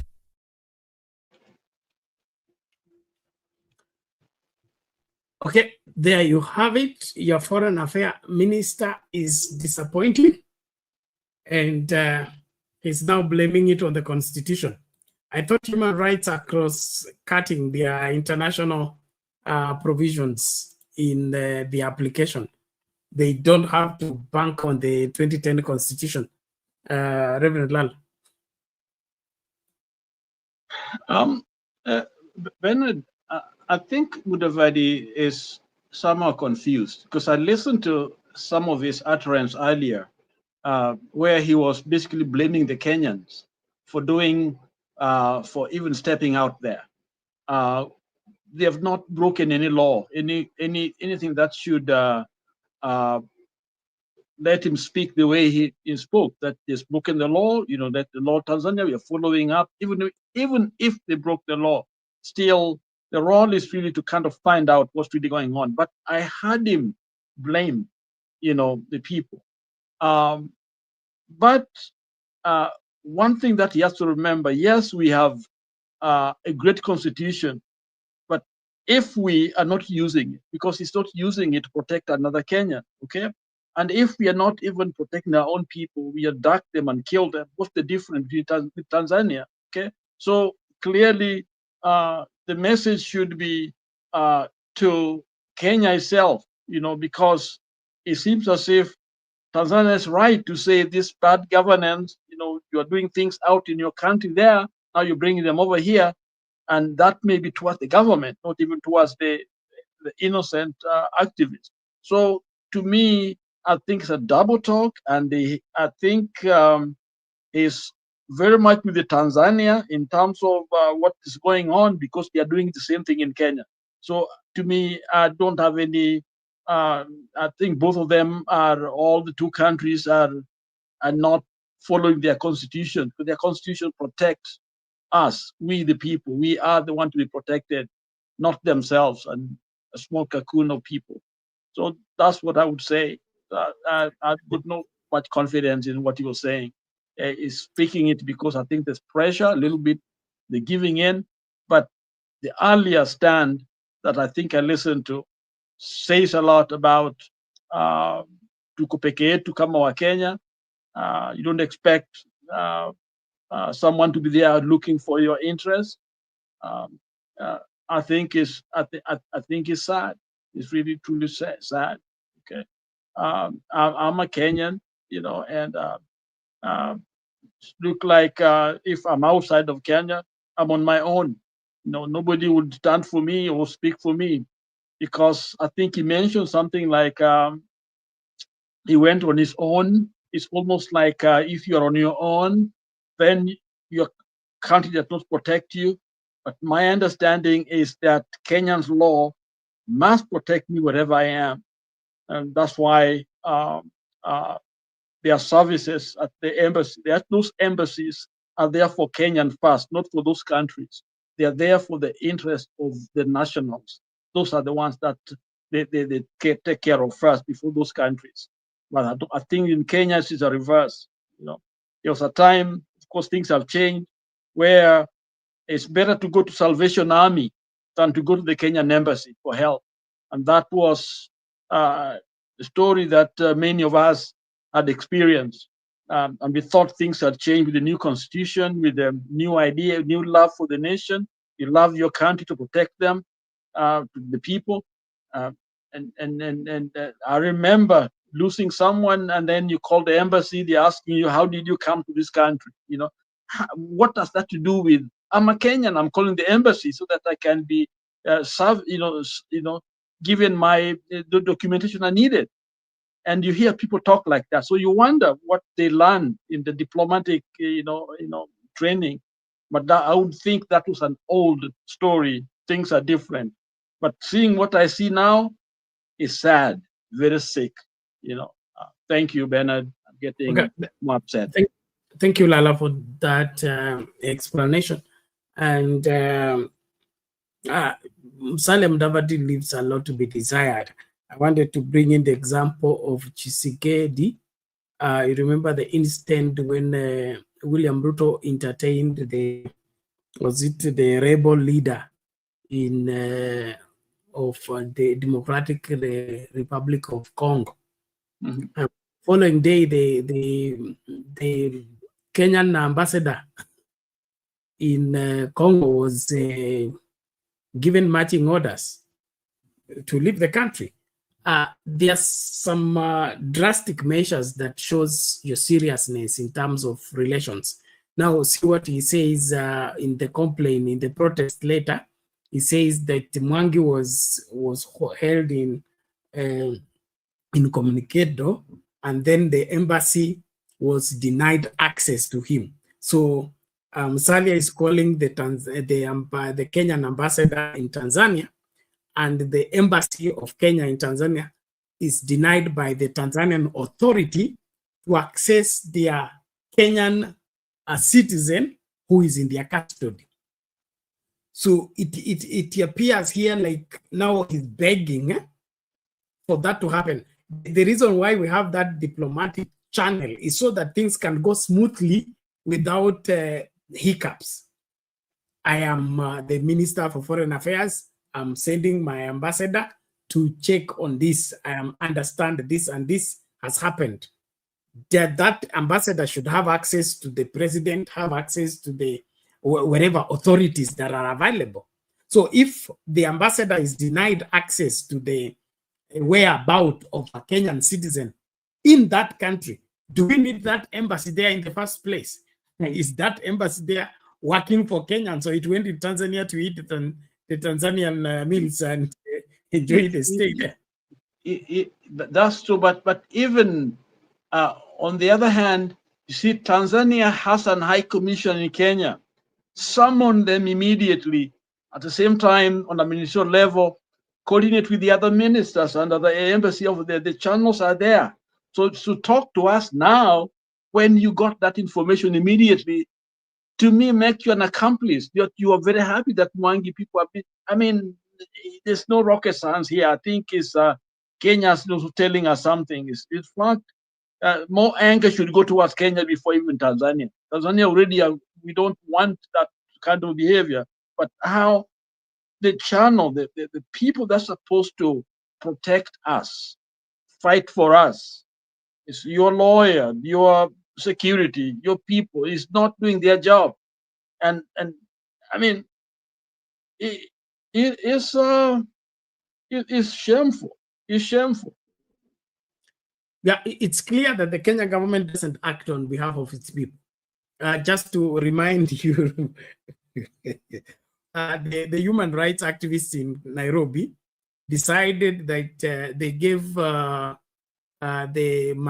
Suluhu 24 hours to release Boniface, or they will go to take over the embassy, the High Commission of Tanzania.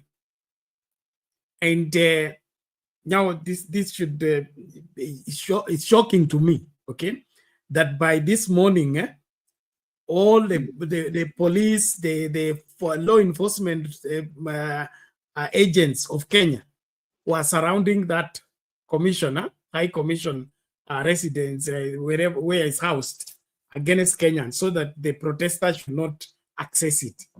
So police wa Kenya ndio wameenda kuzingira hiyo embassy ili wa Kenya waziende kuprotest kwa kuachiliwa kwa Mkenya.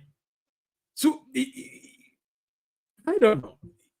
Is that how it works?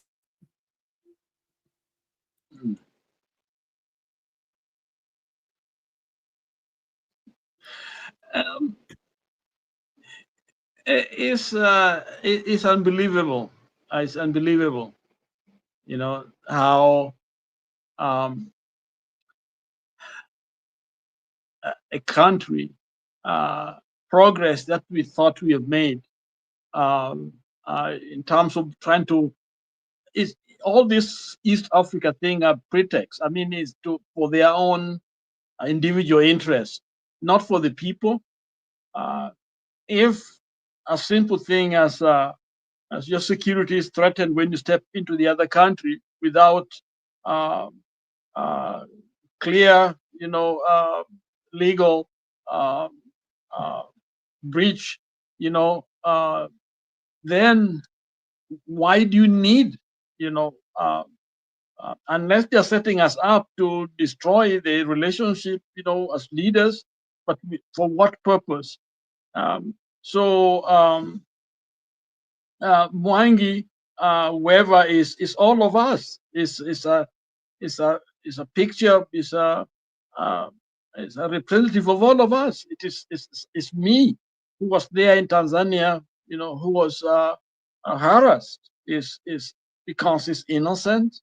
Is there for actually good reason, which they should have been welcomed. Okay, they can disagree with what it stood for, and that's what democracy is all about. And so to treat him as worse than a criminal, torture him, put his family through this, and then expect us to be neighbors and friends. And what are you saying about your people coming to Kenya? Okay, you're creating a terror, a reign of terror in the people, of fear. So to me, Mama Suluhu has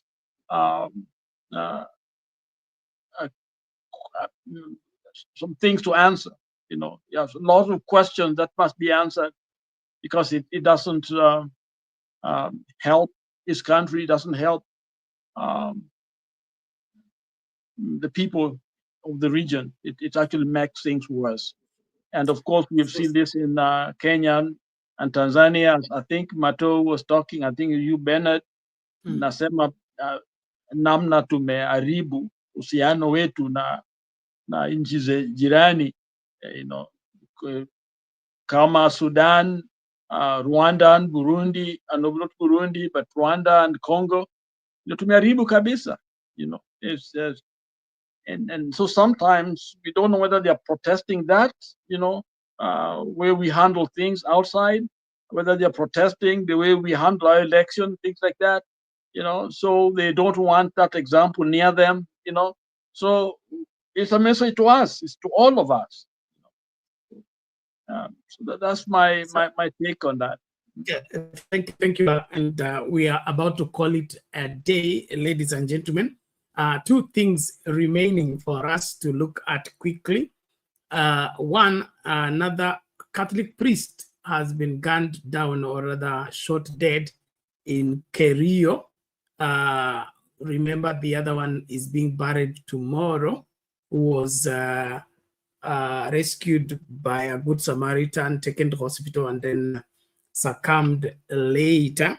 And so we were asking questions: what is happening? Is there somebody targeting the Catholic priests, or it is just isolated in coincidences?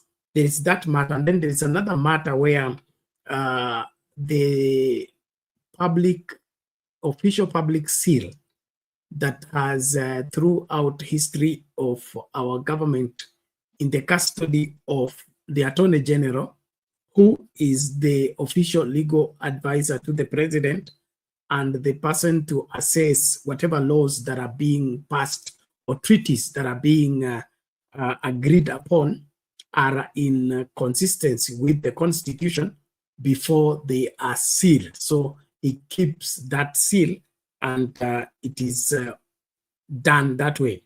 But it is now coming up that that seal was taken over and is now in the Public Service Commissioner's head of public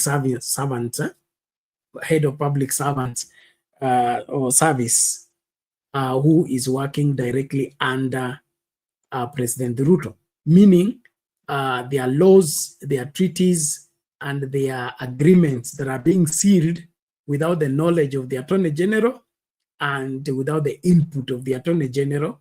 And it says that there was a law that was hurriedly through the parliament that authorized that. So I wanted us to weigh on that shortly before we close.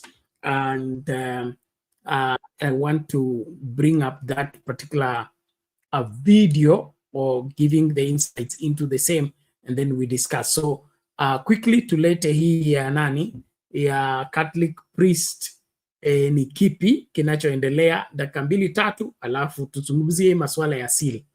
Mbona siri itolewe mahali inapaswa kuwa iwekwe mahali pengine, na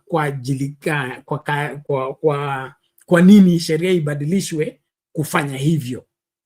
What is cooking in Ruto's office? Welcome back to KTN Prime. We continue informing you. Now, another Catholic priest, Father Alois Bett, has been killed after being shot dead in Kerio Valley during a gunfight on Thursday. The Office of the Inspector General of Police says 6 suspects have been arrested in connection with the incident. This happened on a day that another priest, Father John Mainandegwa, in charge of Igwamiti Parish in Nyahururu Diocese, was laid to rest. Elvis Kuske with more on that story.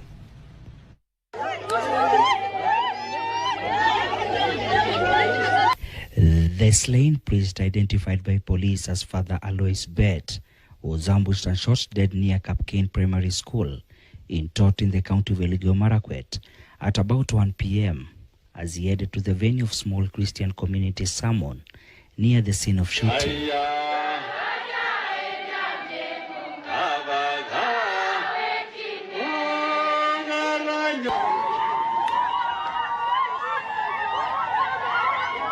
Elgeyo Marakwet Police Commander Peter Mulinge says the priest had parked his vehicle along Chesongoch Totli Terry Road and walked to the venue of the afternoon sermon.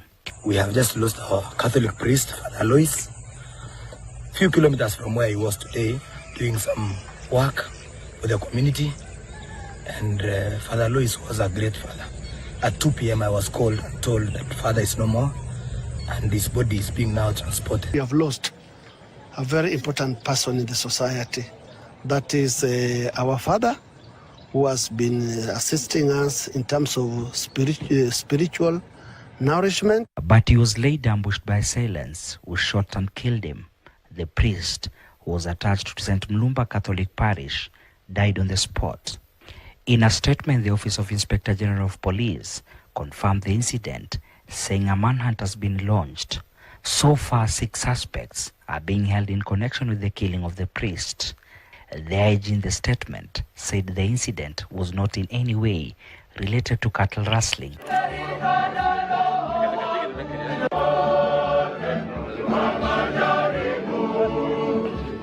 Swear Reverend Father John Maina Ndegwa, the Catholic priest in charge of Igwamiti Parish in Nyahururu Diocese, was killed few days ago, was laid to rest. The father was laid to rest on Thursday at Tabor Hill on Oljor Rock, Nyandarua County. Ninachunguza haya mambo. Hivi karibuni tutaambiwa ni nini hasa kiliua ndugu yetu ambaye hapo awali hakuwa mgonjwa. Police have launched investigations into the matter. Elvis Kosgei, KTN. Quite. There you go. What is happening with our clerics? And is there a squad to target them, or is isolated cases? Thank you for joining. I can see Furaha Habat. Lala, if you can, if you have something briefly, please, ndio tupate Habat na Furaha wachangie kiasi tuende kwa hiyo maswala asili. Let them go ahead. Okay, thank you. Habat? Good to see all of you. Yes, Bernard, asante sana kwa huu muda, najua muda umeenda, hata nichangie kidogo. Kwanza ningependa kupeana pole kwa familia yao, the fathers wamepoteza.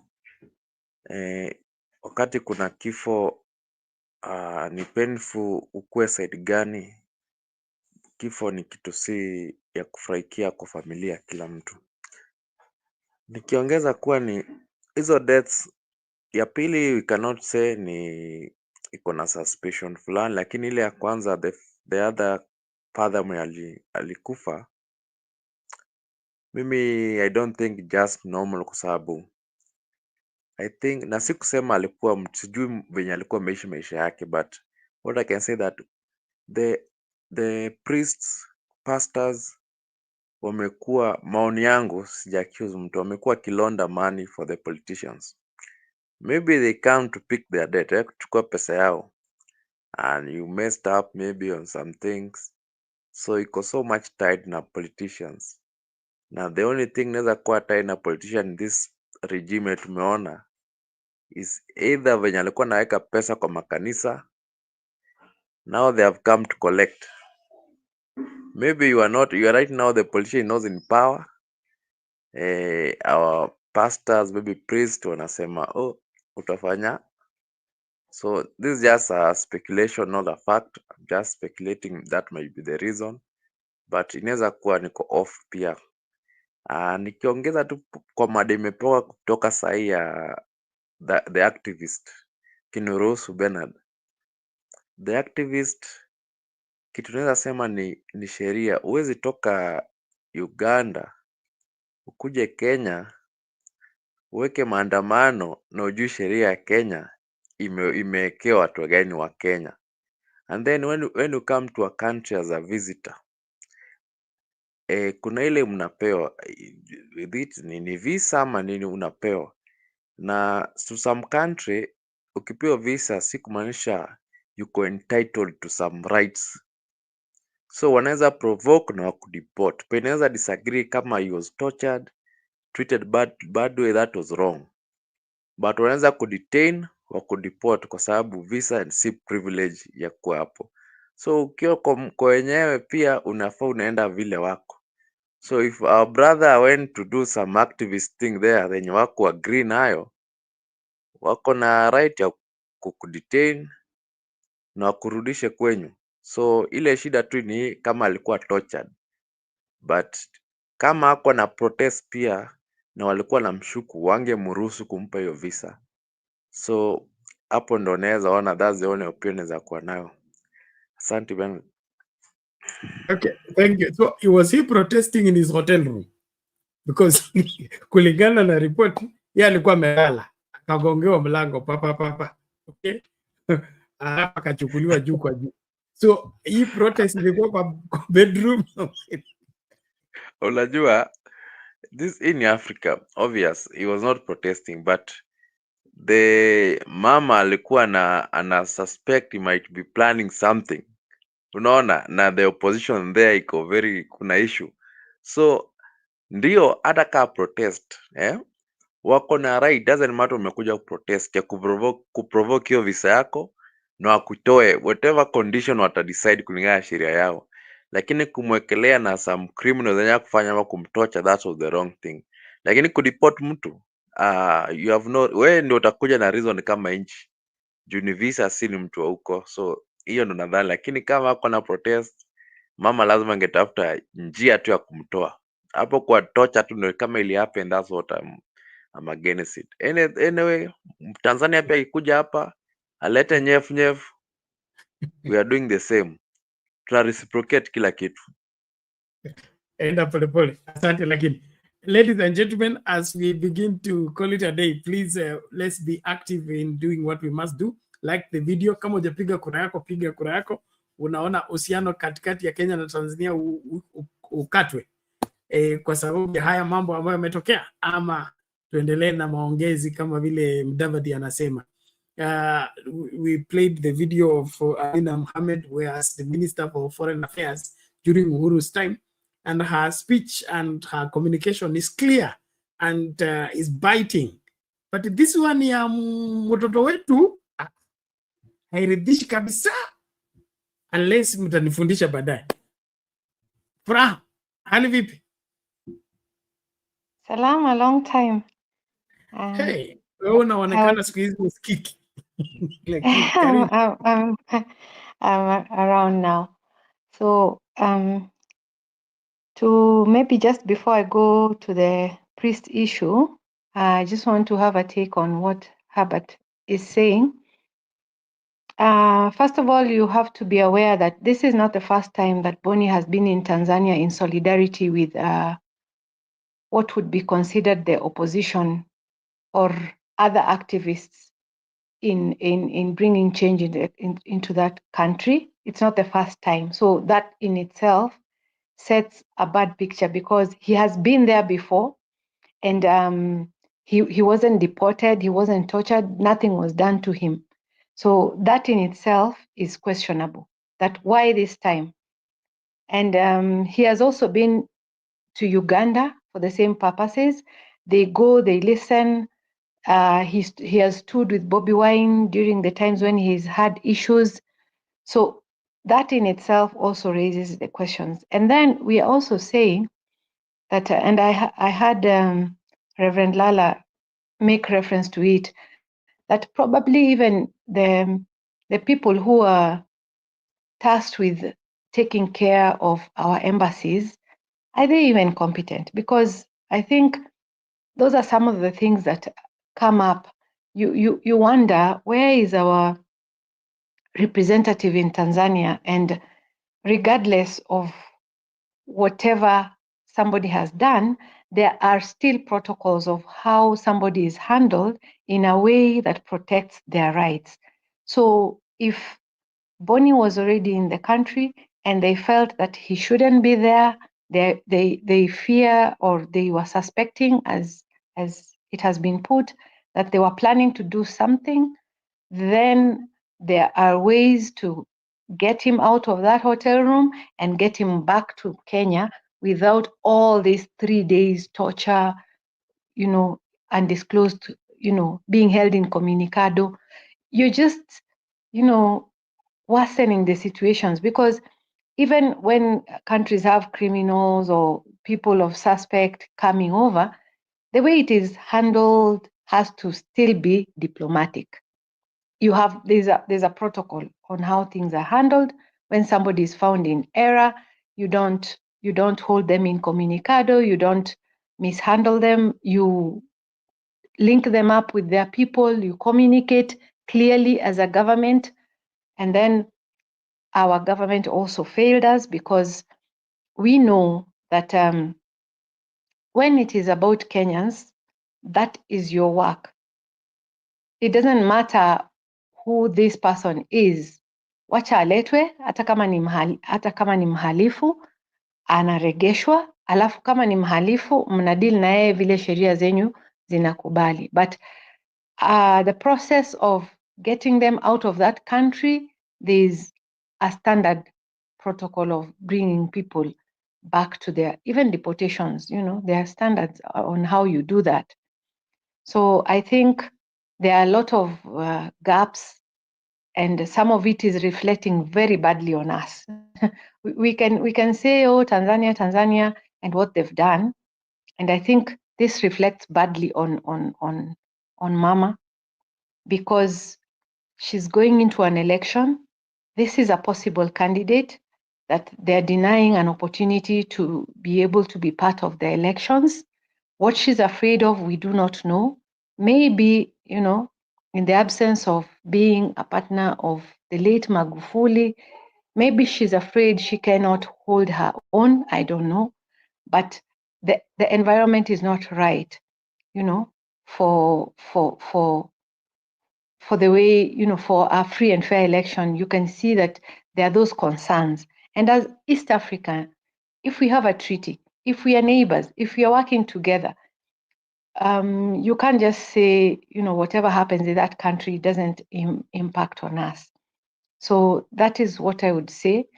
And I would also say that, you know, some of the utterances that were made by our leaders, kama ningekuwa mama hata mcharaze mpaka viboko, you know, some of our leaders are speaking and you're wondering, where do they stand?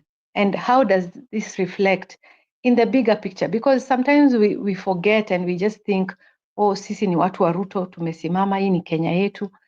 But anything that touches on border and another country, you have to be sharp enough to know that there's a wider reflection that comes out. So the people we send are cronies, and some of them do not have, you know, you wonder where they studied diplomacy. They don't have it, Reverend Lala. That is why that was your concern, because you could see that, you know, some of these people, they don't know how to handle these ambassadorial roles that they have been given. So the last thing I want to say regarding this, as Kenyans, I think it is disconcerting when you have people talking about, oh, sijui walipeleka kiherehere yao huko akina Martha Karua, what were they going to do there in the first place? That's neither here nor there. And this is what takes away from what we have. Because as Kenyans, we came together, Gen Zs and the tech-savvy people were able to hack. They were able to send a message that you cannot just treat Kenyans the way you want. We will stand with our own. And that's what we need. That is something you rally together for a common cause, regardless of which sides you are on. But when you start hearing people taking sides, you know, praising Mama on that she has done well, you know, what were they going to do? Hata wamezoea sana, sijui wamepeleka viherehere zao za Kenya huko. It is so sad, because that's not the point. The point is these people had some business to do there, you know, and they crossed that border and they were not handled properly.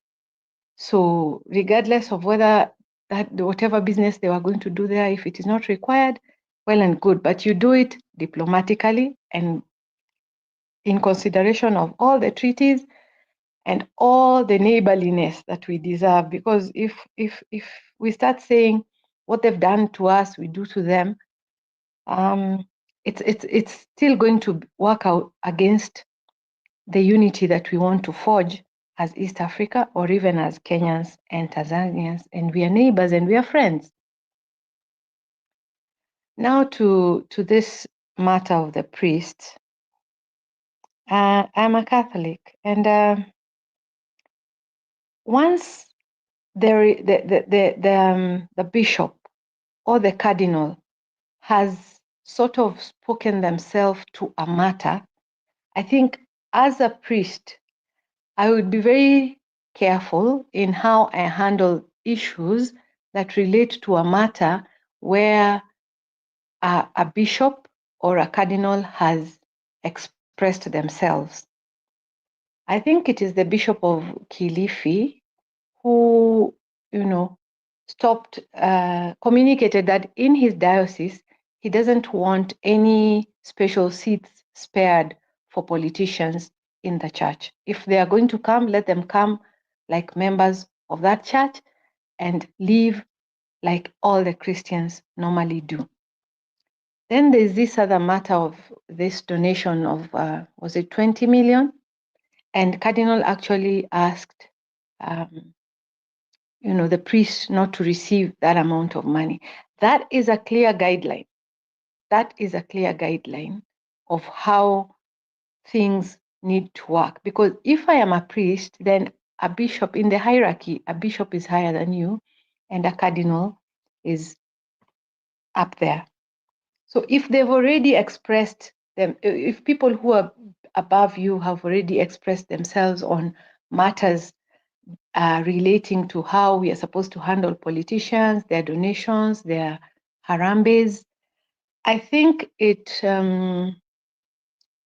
doesn't look good for the late priest, may his soul rest in peace, to involve himself with the person of the former DP and have a harambe there.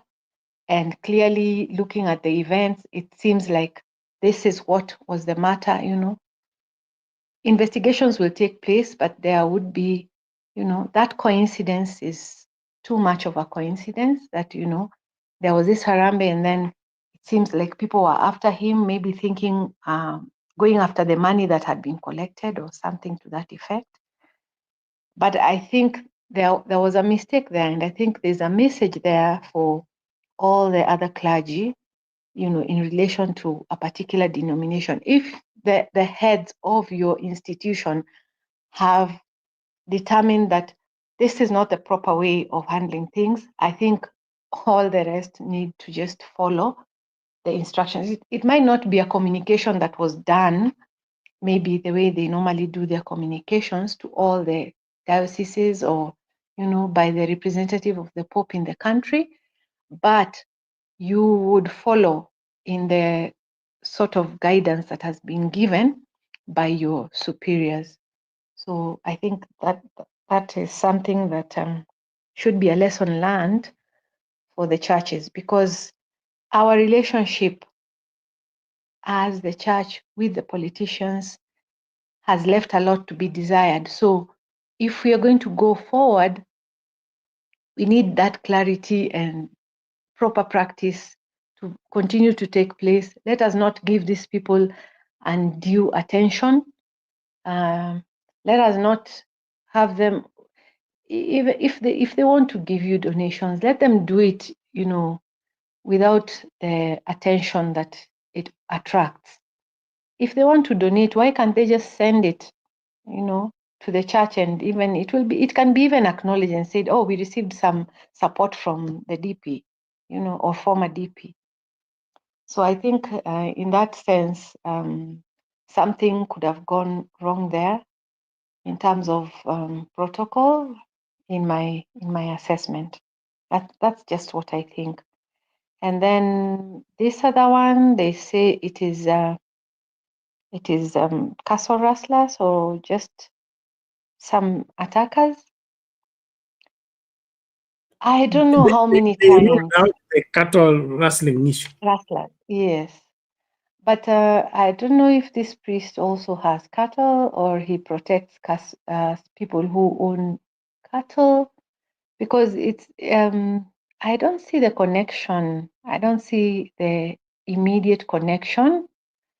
So if it was accidental that, maybe they were just attacking and they didn't know that this is a priest, it's understandable that would be an accident. But if they knew he was a priest and they killed him, then the investigations will if they are going to be conclusive, that is, because in Kenya that's also another story. The investigations can happen. Whether they will bring things to light is neither here nor there. even when things are very certain, sometimes nothing comes of it. So let's put our ears on the ground, hear what actually happened. But it is sad to lose men of the cloth, you know, one after the other in such unusual circumstances. Bernard. Thank you, Fra, for that observations. And from just throwing in, this is in form of gossip. Herbert talked about the money laundering syndicate, where politicians are colluding with church leaders to wash the money. So it is rumored that before those harambes take place, there are some agreements that are cut between the home priest, the pastor, and the politician.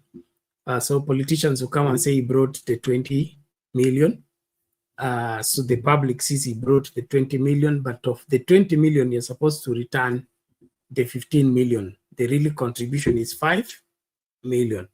And so if that mathematics is done and you fail to return the 15 million, or the church committee, there's a movie called Church Committee, where the church committee takes over everything and sidelines the priest. So the priest is left here. He had an agreement, yes, he would deliver the 15 million, but now it has all been taken by the church committee. How does he convince the church committee that he's supposed to return this? So probably in those racket of balancing and all that, kuna ile animosity, and then of course our politicians who are blood hungry will make those kind of assassinations plans. Who knows? But I think keeping with the standard of the scripture, men of God, we just keep away from entangling ourselves with civilian matters. Let's mind our vocation and focus on the same. This getting entangled with this many things is in danger as at now.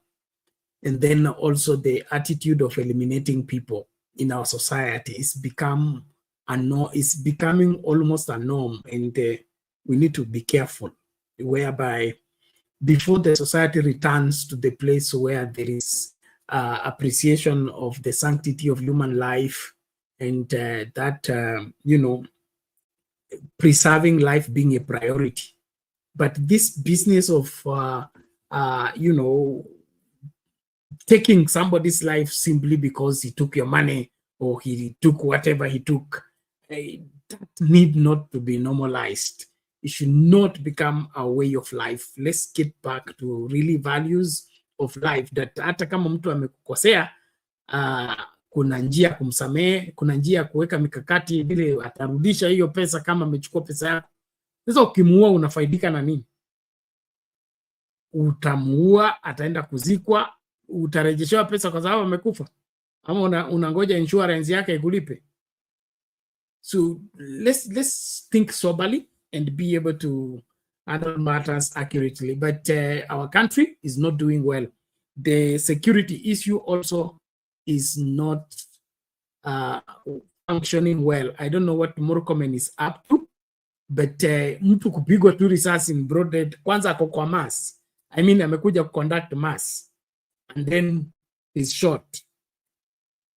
And it's alarming. It's alarming, and we need to lay to heart these manenos. Now, kwa sababu ya muda, nataka nilete kitu ya seal, then we will take 2 minutes each, alafu tufungashe. Now, while I'm playing the video, it's a bit long. It's about, I think I'll play the 5 minutes, but it's longer than that.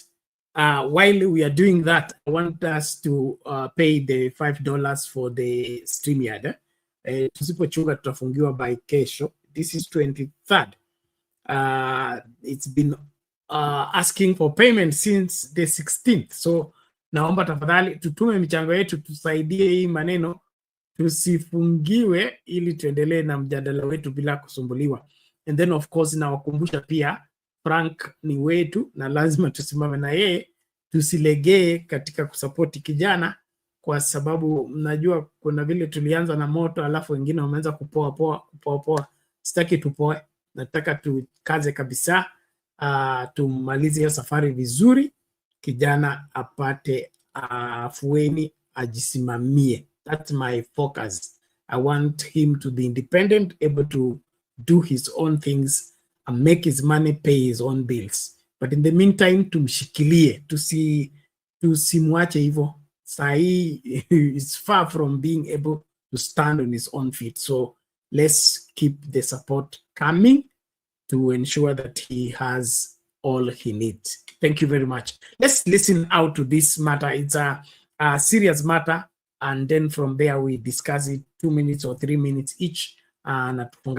Here we go. The reason why the seal of the government is kept at the Attorney General, any government transaction, the opinion of the Attorney General is mandatory. In mid-2024, a quiet but seismic shift shook the foundations of Kenya's governance. President William Ruto signed a law moving the custody of the public seal, a symbol of state authority, from the Attorney General's office to the office of the head of public service. This move has sparked fierce debate, with critics calling it a power grab and a threat to democracy. So what's really going on? And there is no borrowing from external forces. There can never be commitment of any international treaty. There can never be any commitment of government in any manner without the opinion of the Attorney General. The public seal isn't just a stamp. It's the key to authenticating Kenya's most critical government documents, from treaties to executive orders. For decades, it's been under the Attorney General's custody, ensuring legal oversight. But in 2024, a law discreetly passed under President Ruto's watch changed that, handing the seal to Felix Koskei, the head of public service. Why does this matter? Because it's raising alarms about accountability, constitutional violations, and the future of Kenya's democracy. This is an attempt to overrun the state apparatus and kill institutions that are there. The public seal is a national symbol used to validate official documents like international agreements, presidential appointments, and key legislations. As per Article 156 sub-Article 4A of the Kenyan Constitution, the Attorney General, as the government's chief legal advisor, has always been its custodian. This ensures that every document stamped with the seal complies with the law, acting as crucial check on executive power. Moving it to the head of public service, who answers directly to the president, changes the game entirely. And we are likely, after 2027, we will discover trillions and trillions of money borrowed, purported to be borrowed on behalf of the Kenyans. We will find serious treaties that have been signed against the Kenyans' wish, and this is not acceptable. In mid-2024, President Ruto signed a law transferring the public seal's custody to the office of the head of public service, led by Felix Koskei. This wasn't a loud announcement. It was done quietly, with little public or parliamentary scrutiny, as reported by the media. The move came amidst political turbulence, including protests and the impeachment of Deputy President Rigathi Gachagua. Government spokesperson Isaac Mwaura defended it, saying it was anchored in law and that the Attorney General's role remains intact. When you look at the law is very clear. The seal is under the head of public service. That is the law. It was passed recently. Because of the executioning, the role of the head of public service is to execute the orders of the president. That is why even my office is under the executive office of the president, chief of staff and the head of public service. Next question. But when pressed for specifics on May 19th, 2025, Mwaura struggled to name the exact legislation, leading many to question the government's transparency. So, Dr. that is to say the AG doesn't hold the government seal The anymore. new law is that the head of public service is the one who has the public seal. But was it communicated to Kenyans? Are the citizens aware that the government seal left the AG's office to head of public service? Ronnie Reagan, that is a process that went through Parliament. The law was passed. There was public participation. When was that? Sometimes last year. So let us maintain that way. You can confirm with the Hansard. You can confirm with the proceedings of public participation. And there's nothing wrong with that, for your information. So what happens to AG? So therefore, the AG remains with his powers as the principal legal advisor of the president. But the seal of the president, of the government, is within the executive office of the president. Let's go to the next question. Why would Ruto... There you have it. The rest of the story, you can get it on TikTok. We have uploaded the entire video. But you get the gist of the whole thing. Tutaanza kwa lala, ama? Let somebody go first. I'll come next. Okay. Herbert? Asante sana Bernard. Okay, hapo kwa seal, hiyo ni a very serious situation yenye nchi yenye tumekuwa independent for how long? Almost over 50 years. And such moves bado, they are making some very foolish moves. Kama hii serikali, shida inatokea hapa. Ukipitisha sheria, you can't even huwezi hata gazette. No one knew. And then he's saying some years back. I'm suspecting that this elite, this Kenya wanaita the elite, hao wanajifanya the top. They're preparing to cover their hizo mashimo wamekuwa wakifanya. For all those presidents, nyuma, tukianza maybe from Kibaki till Ruto hapa, they are going to stamp every fake document to cover up what they have been doing all those years. Then mkikuja kuclaim wanasema ndio it was approved. This was approved this way. Because wame suspect there's a storm coming. And it's a storm that sidhani kama kuna mtu atabaki. Because whichever way lilisema, hata waseme kulikuwa na kura ngapi, I don't think kuna Mkenya ataamini. It will be bad. It will be bad. So this movement, hii Kenya move wamemake, is obvious. Wameshajua hapa mbele ni kubaya. So the only way they can cover their what? Karibu ni okay. The only way wanaweza jificha is to create those documents chini ya maji. Then hata mtu akikimbia exile, I seek some refuge somewhere, he will be having some paper to substantiate, aseme it was legal na ni nchi tu wamekuwa incited against yeye. I think wanajificha. Even this opposition mzee bure kabisa running now into government, which position iko ndani ya serikali fire ni ati given a position. These people are preparing something big to cover up every shilling yenye wamekuwa kitunyang'anya. I thank God because najua hakuna mtu anaweza panga kesho asubuhi. Only God know the next second. So they might think wako clever, that they are making a very wise move. But what I know is that always there's going to be chaos and order come out of chaos. Chaos cannot come out of order. But inside chaos, there's always an order. So when you see some chaos, I know kuna order. That's why God anasema in chaos, nyi mnaona chaos, yeye anaona order. So whatever they are preparing, they think it is order, but it's chaos. Na hiyo chaos wana create, it will bring out order in this country. Hiyo move yenye our president ukiwa mtu amemake anajipiga kifua hapo, I'm telling you, huyo mtu tumemwachia jua. 2027, I don't think hakuna mtu from CS. Kama umekuwa opposition kwa serikali and you have messed up our funds, our resources, Look at, I saw a clip some MP invade a forest with a guy, polisi wanashindwa hata kumsimamisha, wanaingia na chainsaw na si chaka yake, that he was given some document to approve.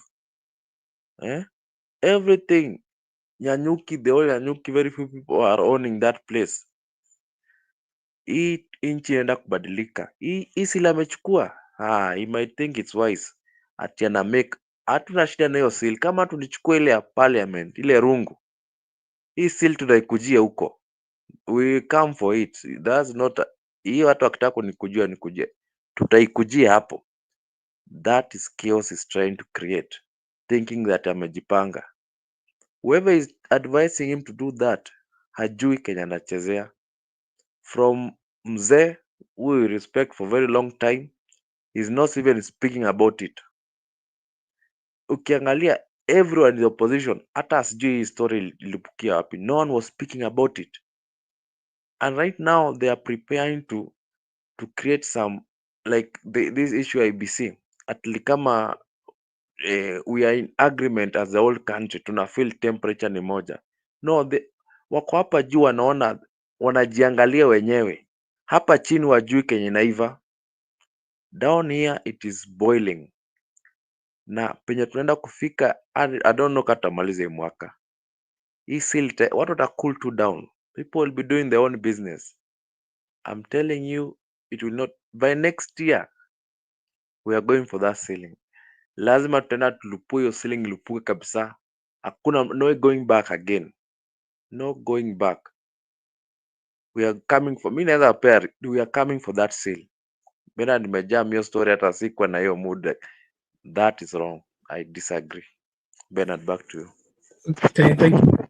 It's alarming. It's alarming on how we blatantly violate the law just for personal gain. I think a time comes when the interests of the country should be given priority.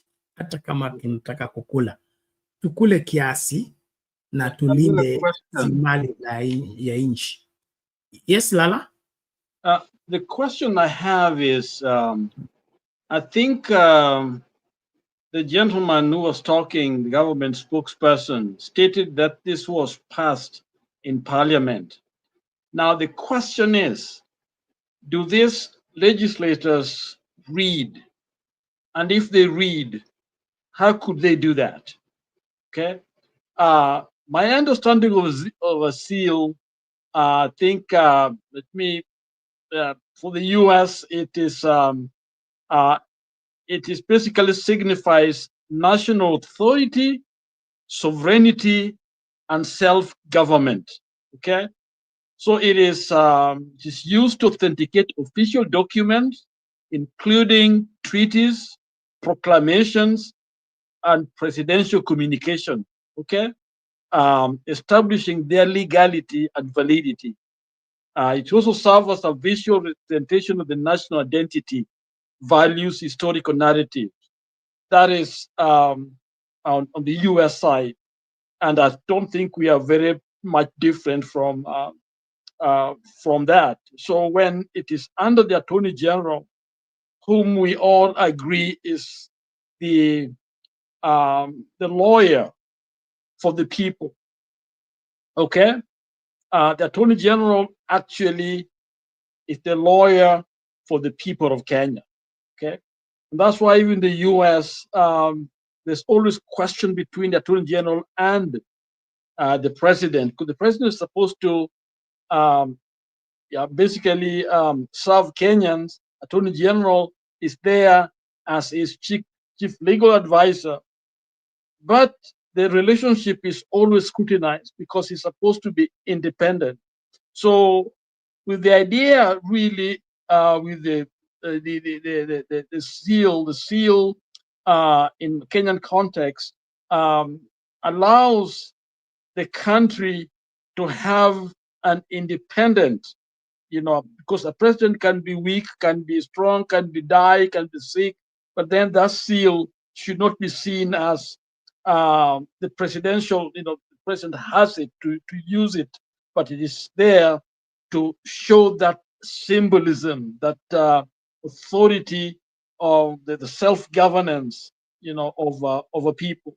So to hear that this thing is moved and the House, which is really the Parliament, is agreeing to it.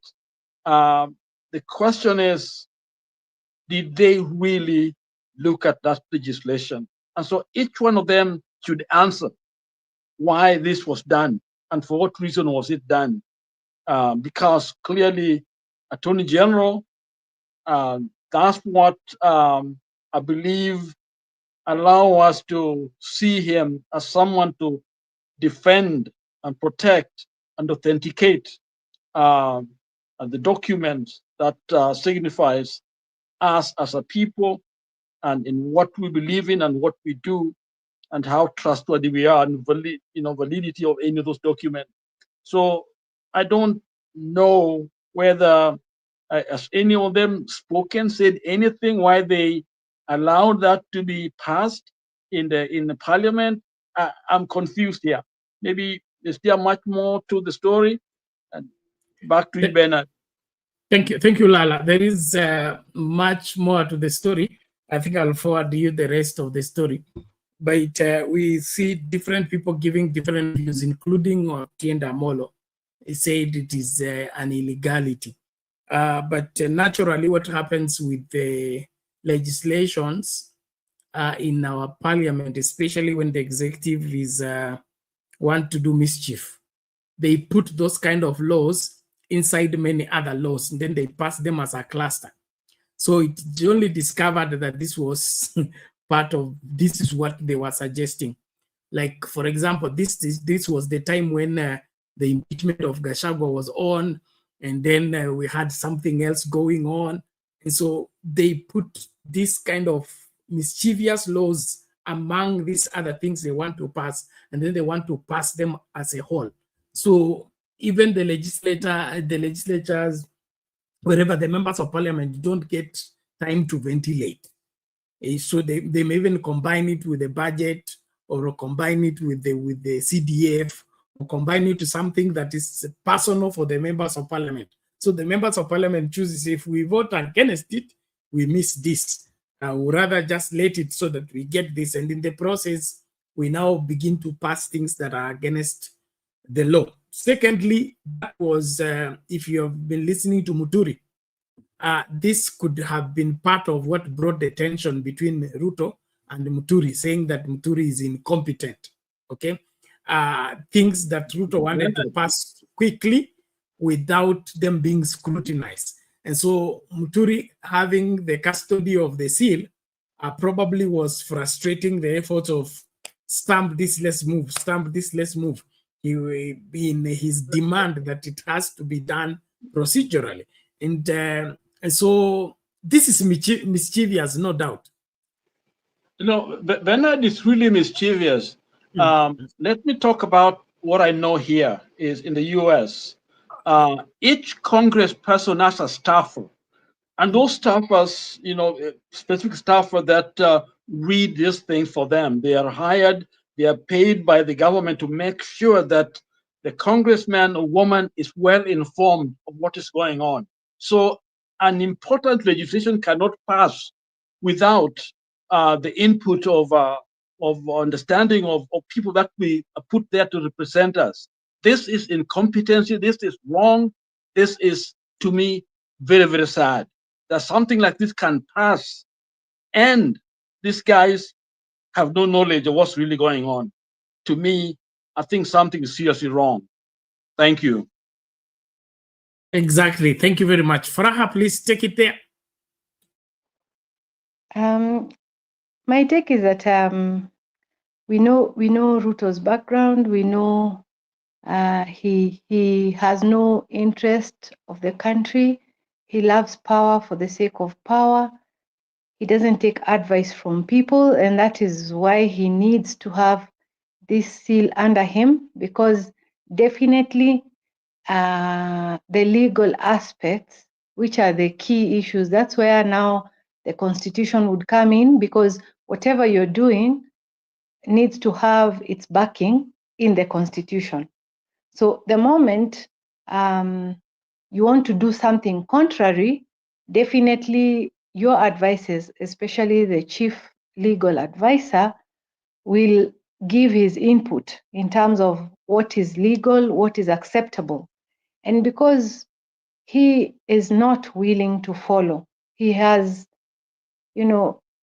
just the way Herbert amesema, this is in mpango, that he knows he intends to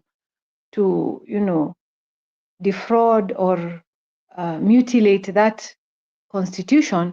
The only way he can do that is to pass things that are not in tandem with the constitution and put a seal on it, so that when you're coming to question or to say, oh, why is this happening, then you have a narrative like that one that Isaac Mwaura is giving us, that public participation happened, where when we heard that they were going, when we got wind of the fact that they were going to add the years, the email crashed at Senate, because the clerk's emails crashed because Kenyans put their views there.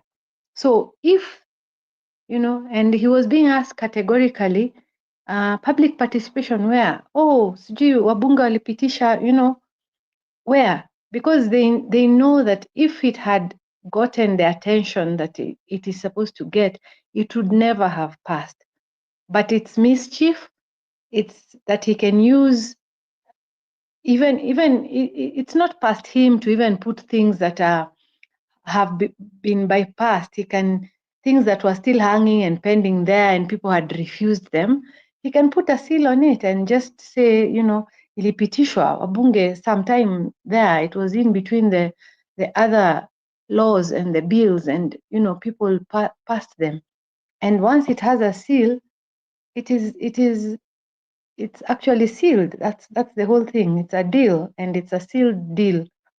So I think where we are going, there's a fear that exists, and that's why he wanted that.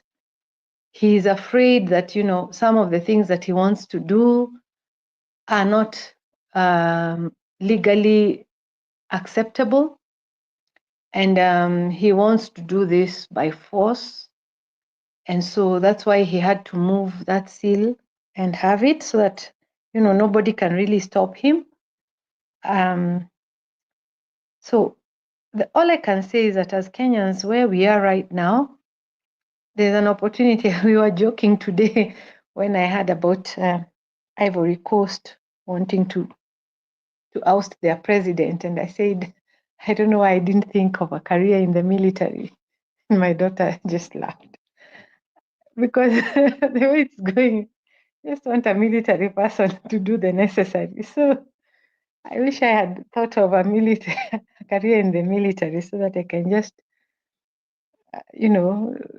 so that we don't go through so many strenuous processes to try and get rid of leadership that is just unsuitable for our people. It just makes us look as if we are stupid. We don't know what we are doing, because our leaders, they make us look helpless.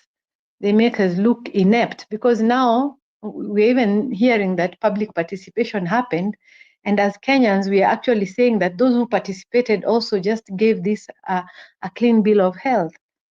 It is so demeaning to us, that something like this can happen when we are trying to prove to the world that, as Kenyans, you can't come to us, and just belittle us. That's what we are trying even to tell our good neighbors in Tanzania, that, Kenyans, we are smart, we are sophisticated, we at least have the spine and the courage to speak out on things that hurt us.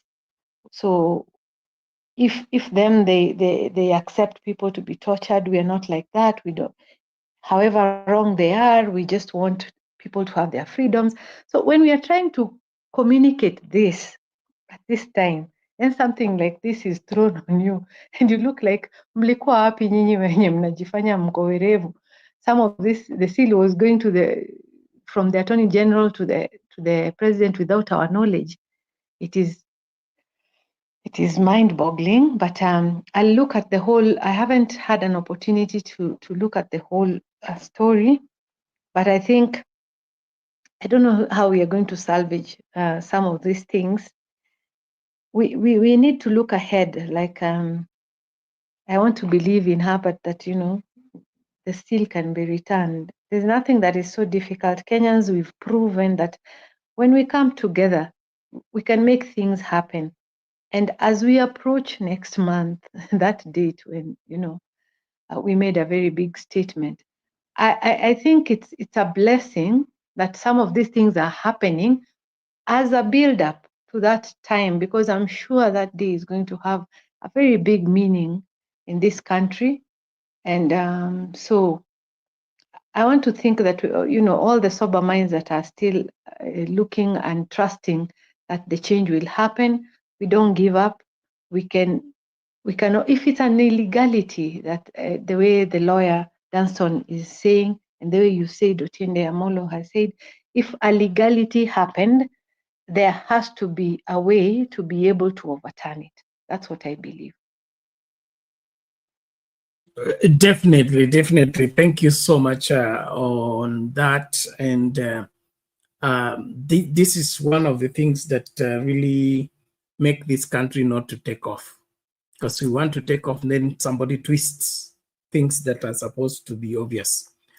This is not different from a student taking the headmaster's rubber stamp and clear himself from school. Because the reason why that rubber stamp is secured is there is one person or two people that can authorize that transaction.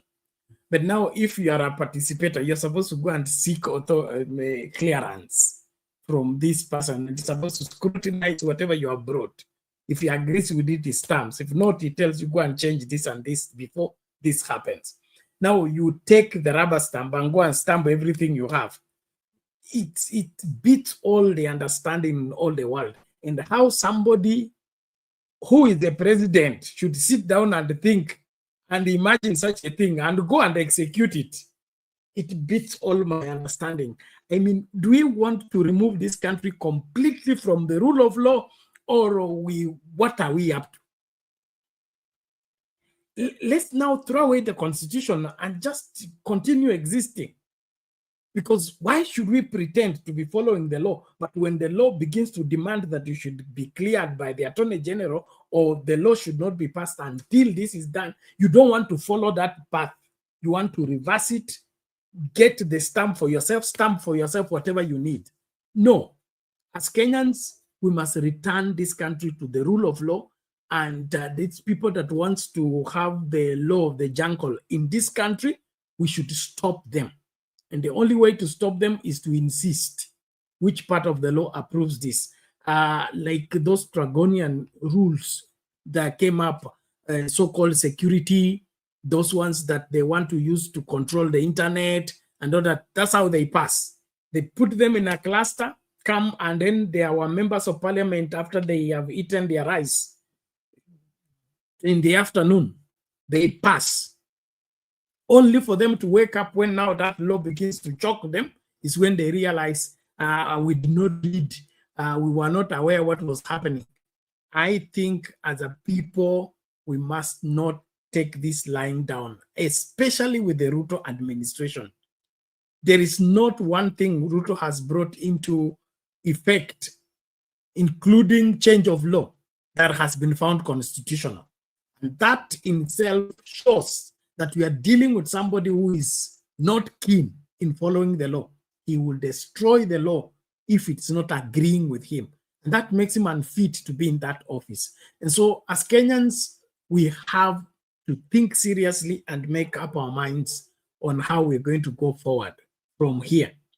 If we tolerate this, we are digging our own grave. And I don't think that's healthy for us, especially for our children and our children's children. vitu zirudi mahali zinapaswa kuwa. Kama Ruto anahitaji kuomba ruhusa kutoka kwa parliament, aende kuomba ruhusa kutoka kwa parliament, si aende kulipa wabunge wampitishe. That bribery should stop. If it needs to be cleared by the Attorney General, let it be seen that the Attorney General has capacity to say no, has capacity to advise it is not this way, it has to be this way. As Attorney General ambaye ni extension, the left hand of Ruto, are doing what the right hand has said. So as Kenyans, let's engage on this soberly, and of course, that video I think is on our WhatsApp group. So kama hujaipata nitakusukumia ukaisikilize. Then if you're on TikTok, nime-upload kwa TikTok yetu Sound Candid Talk, you can hear what the entirety of the video and different contributors on the same. And it's very sad that we can do that at the highest level of our leadership. That's how we rig elections. That's how we corrupt the police, we corrupt the army, corrupt everyone, just by, refusing to do what the law requires us to do. Ladies and gentlemen, time imeenda. So unless kuna swala la kuongeza mbio mbio, mimi nataka kungatuka. Lakini kabla ningatuke, nipatie hela ya kulipia sound inaitwa StreamYard. Hii app tunatumia ku broadcast. Our 30 days expired on the 16th. Tunapaswa kulipa ndio tusifungiwe. So kuna la ziada, mimi nafunga. Okay, the conversation continues even when we have finished. So share the video widely, get more people to join and be members of Sound Candid Talk. There is something I'll be uploading for members only, and that will encourage you to be a member. One of the raw videos that may not be allowed to be shared on the public platform, but a very touching one that I would want you to see literally, especially those of you that are members, and understand when we say tusimame na Frank, Frank came right from the dead, and that needs to touch us, to see it as a privilege to be part of that story. Because when you see that raw video, it will it will pass something to you. And so let's just do what is necessary. Otherwise, asanteni sana. Naomba tena tukutane katika mazingara mengine, maeneo mengine, tukichambua siasa zetu. Nimalize na this gallant son of Africa as we close. See you in the next show. Distinguished representatives of peoples great and small, I greet you not as a career diplomat, nor as a man bred for banquet halls and handshakes. I do not come to you speaking the rehearsed language of polished politics. I come to you as a soldier of my people, as a guardian of a wounded land, as a son of a continent that has carried the cross of the world, yet has never worn its crown. My name is Captain Ibrahim Traore, President of Burkina Faso, and today I speak not only for the 22 million souls in my nation, but for a continent whose stories have been twisted, whose pain has been ignored, and whose dignity has been repeatedly auctioned off at the altar of foreign interests. Africa is not a beggar. Africa is not a battlefield. Africa is not your experiment, your puppet, your warehouse of raw materials. Africa is rising not to kneel, but to stand. And today I say before this great assembly of nations, Africa will not kneel, one on the false generosity of global politics. For decades you've sent us aid with one hand while extracting our lifeblood with the other. You build wells in our villages while your corporations drain our rivers. You donate vaccines yet patent the cures. You speak of climate action yet continue to fund the very forces that burn our forests and dry our lakes. What kind of generosity is this? The kind that feeds the mouth but silences the voice. The kind that keeps a man alive just enough to keep him dependent. We are not blind to this hypocrisy. Let me be clear, we are not ungrateful for sincere humanitarian assistance, but we reject a global order that disguises exploitation as partnership. We reject financial institutions that lend with one hand and steal sovereignty with the other. Africa no longer wants charity. We want justice. We want control over our own destinies. 2. On the chains of colonialism and its modern descendants. Our wounds did not begin with us. They were inherited legacies of an empire-building madness that saw us not as humans, but chiefs, as cargo laboratories. My ancestors were not consulted when maps were drawn with rulers and compasses in Berlin. The borders of Burkina Faso, like those of many African nations, were not carved by our ancestors, but by men who had never stepped foot on our soil, who knew nothing about languages, our tribes, or our spirits. Today, colonialism has a new face. It wears suits, it hosts forums, it signs contracts in Geneva and Paris and Washington. But it still takes without consent. It still dictates instead of dialogues. It still silences instead of listening. If you want to talk about peace, then let's begin by unlearning the arrogance that peace is something only you can teach us. 3. On resource exploitation and the myth of development. They call us developing as if the theft of centuries did not set us back, as if the gold from our lands, the diamonds from our rivers, the oil beneath our feet did not build the very skyscrapers in which this assembly sits. Let us speak plainly. Burkina Faso is rich, Africa is rich in minerals and culture and wisdom and youth. But you have taught us to measure richness in GDP and export value. You call it development when a foreign company owns 90% of a gold mine on our land. You call it progress when your security forces guard cobalt mines but not our children's schools. That is not progress, that is piracy with legal documents. From now on, we will define development on our own terms. Development that puts children in classrooms, not minerals on cargo ships. Development that respects the land, the people, and the soul of a nation. 4. On sovereignty and interference. Why is it that when an African nation makes independent choices, we are called unstable? Why is it that when we seek military cooperation outside the colonial sphere, we are labeled a threat? Burkina Faso has chosen to walk a path of sovereignty that is not a threat to peace. It is a declaration of adulthood. We are no longer under your guardianship. We are no longer your junior partners in diplomacy. We are a free people. If a nation chooses partners that respect it rather than exploit it, that is not rebellion. That is wisdom. Let it be known, no foreign power will dictate the alliances of Burkina Faso. We will build relations based on mutual respect, not historical guilt or present-day intimidation. 5. On terrorism and manufacture wars. You ask why there is violence in the Sahel.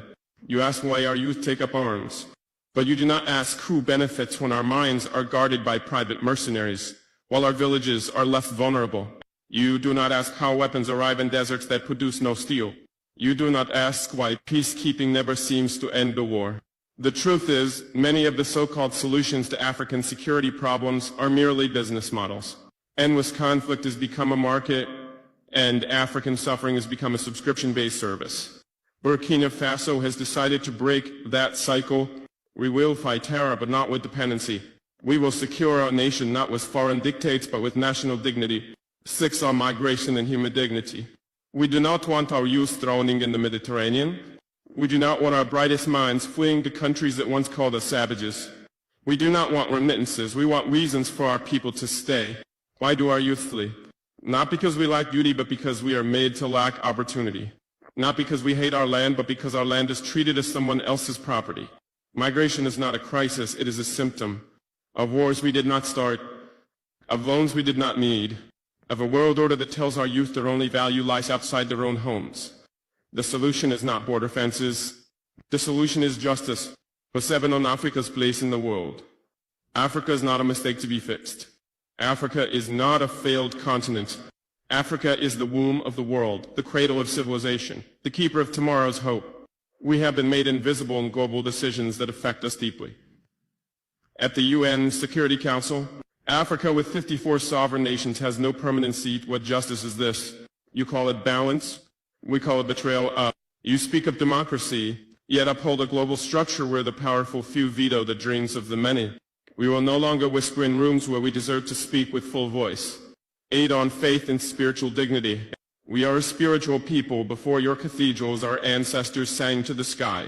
Before your missionaries, we knew the language of the rivers and the laws of the sacred forest. Christianity came, Islam came, and we received them not as slaves but as seekers. But now we ask, will the church and the mosque stand with us, truly with us, when all people are displaced by greed, masked as globalization? Will your pulpits echo our cries or only repeat the songs of the powerful?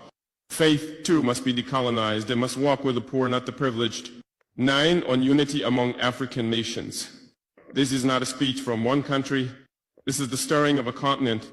You see Mali, Niger, and Burkina Faso forming a new bond. You fear our unity. Why? Because it threatens the myth that Africa can only rise under your supervision. We are uniting not to wage war, but to wage dignity, to pool our courage, to share strength, to protect each other when the world turns its back. Pan-Africanism is not a dream. It is our lifeline, and we will build it stone by stone, heart by heart, with or without your approval. 10, to the youth of Africa, to the young boy selling oranges by the roadside, to the girl who walks 10 kilometers to attend school, to the child whose only toy is a stone but who dreams of stars. You are the reason we fight. Do not believe the lie that your continent is cursed. You are the blessing. Do not envy foreign passports. Be proud of your name, your land, your roots. The world may not applaud you now, but the future will speak your name in honor. 11 final words we will not kneel. I do not come to declare war, I come to declare will. So we will not kneel to fear. We will not kneel to foreign banks. We will not kneel to outdated empires masquerading as friends. Africa is not asking for a seat at your table. You've dreamed about the perfect wedding, the dress, the vows, the happily ever after. But let's ask the most important question. Before you say I do, are you truly ready for the lifelong commitment that comes after the honeymoon period fades? Bernard Ngosi's groundbreaking ebook, Are You Marriage Ready?, is the ultimate guide to building a successful, lasting marriage. This isn't just another relationship book, it's a heart-to-heart conversation that prepares you for one of life's biggest decisions, getting married. Are you choosing love or just infatuation? Are you building a marriage or just planning a wedding day? Reading this book was a game changer. I realized I wasn't as ready as I thought, but now I'm on the right path. Don't wait until it's too late. Invest in your future. Download Are You Marriage Ready today. Link in the description below. Your future spouse deserves the best. Are you ready?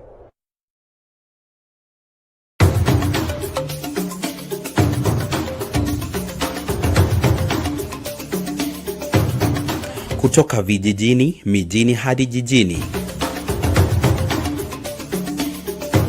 Hii ni Sound Kanti Talk Live.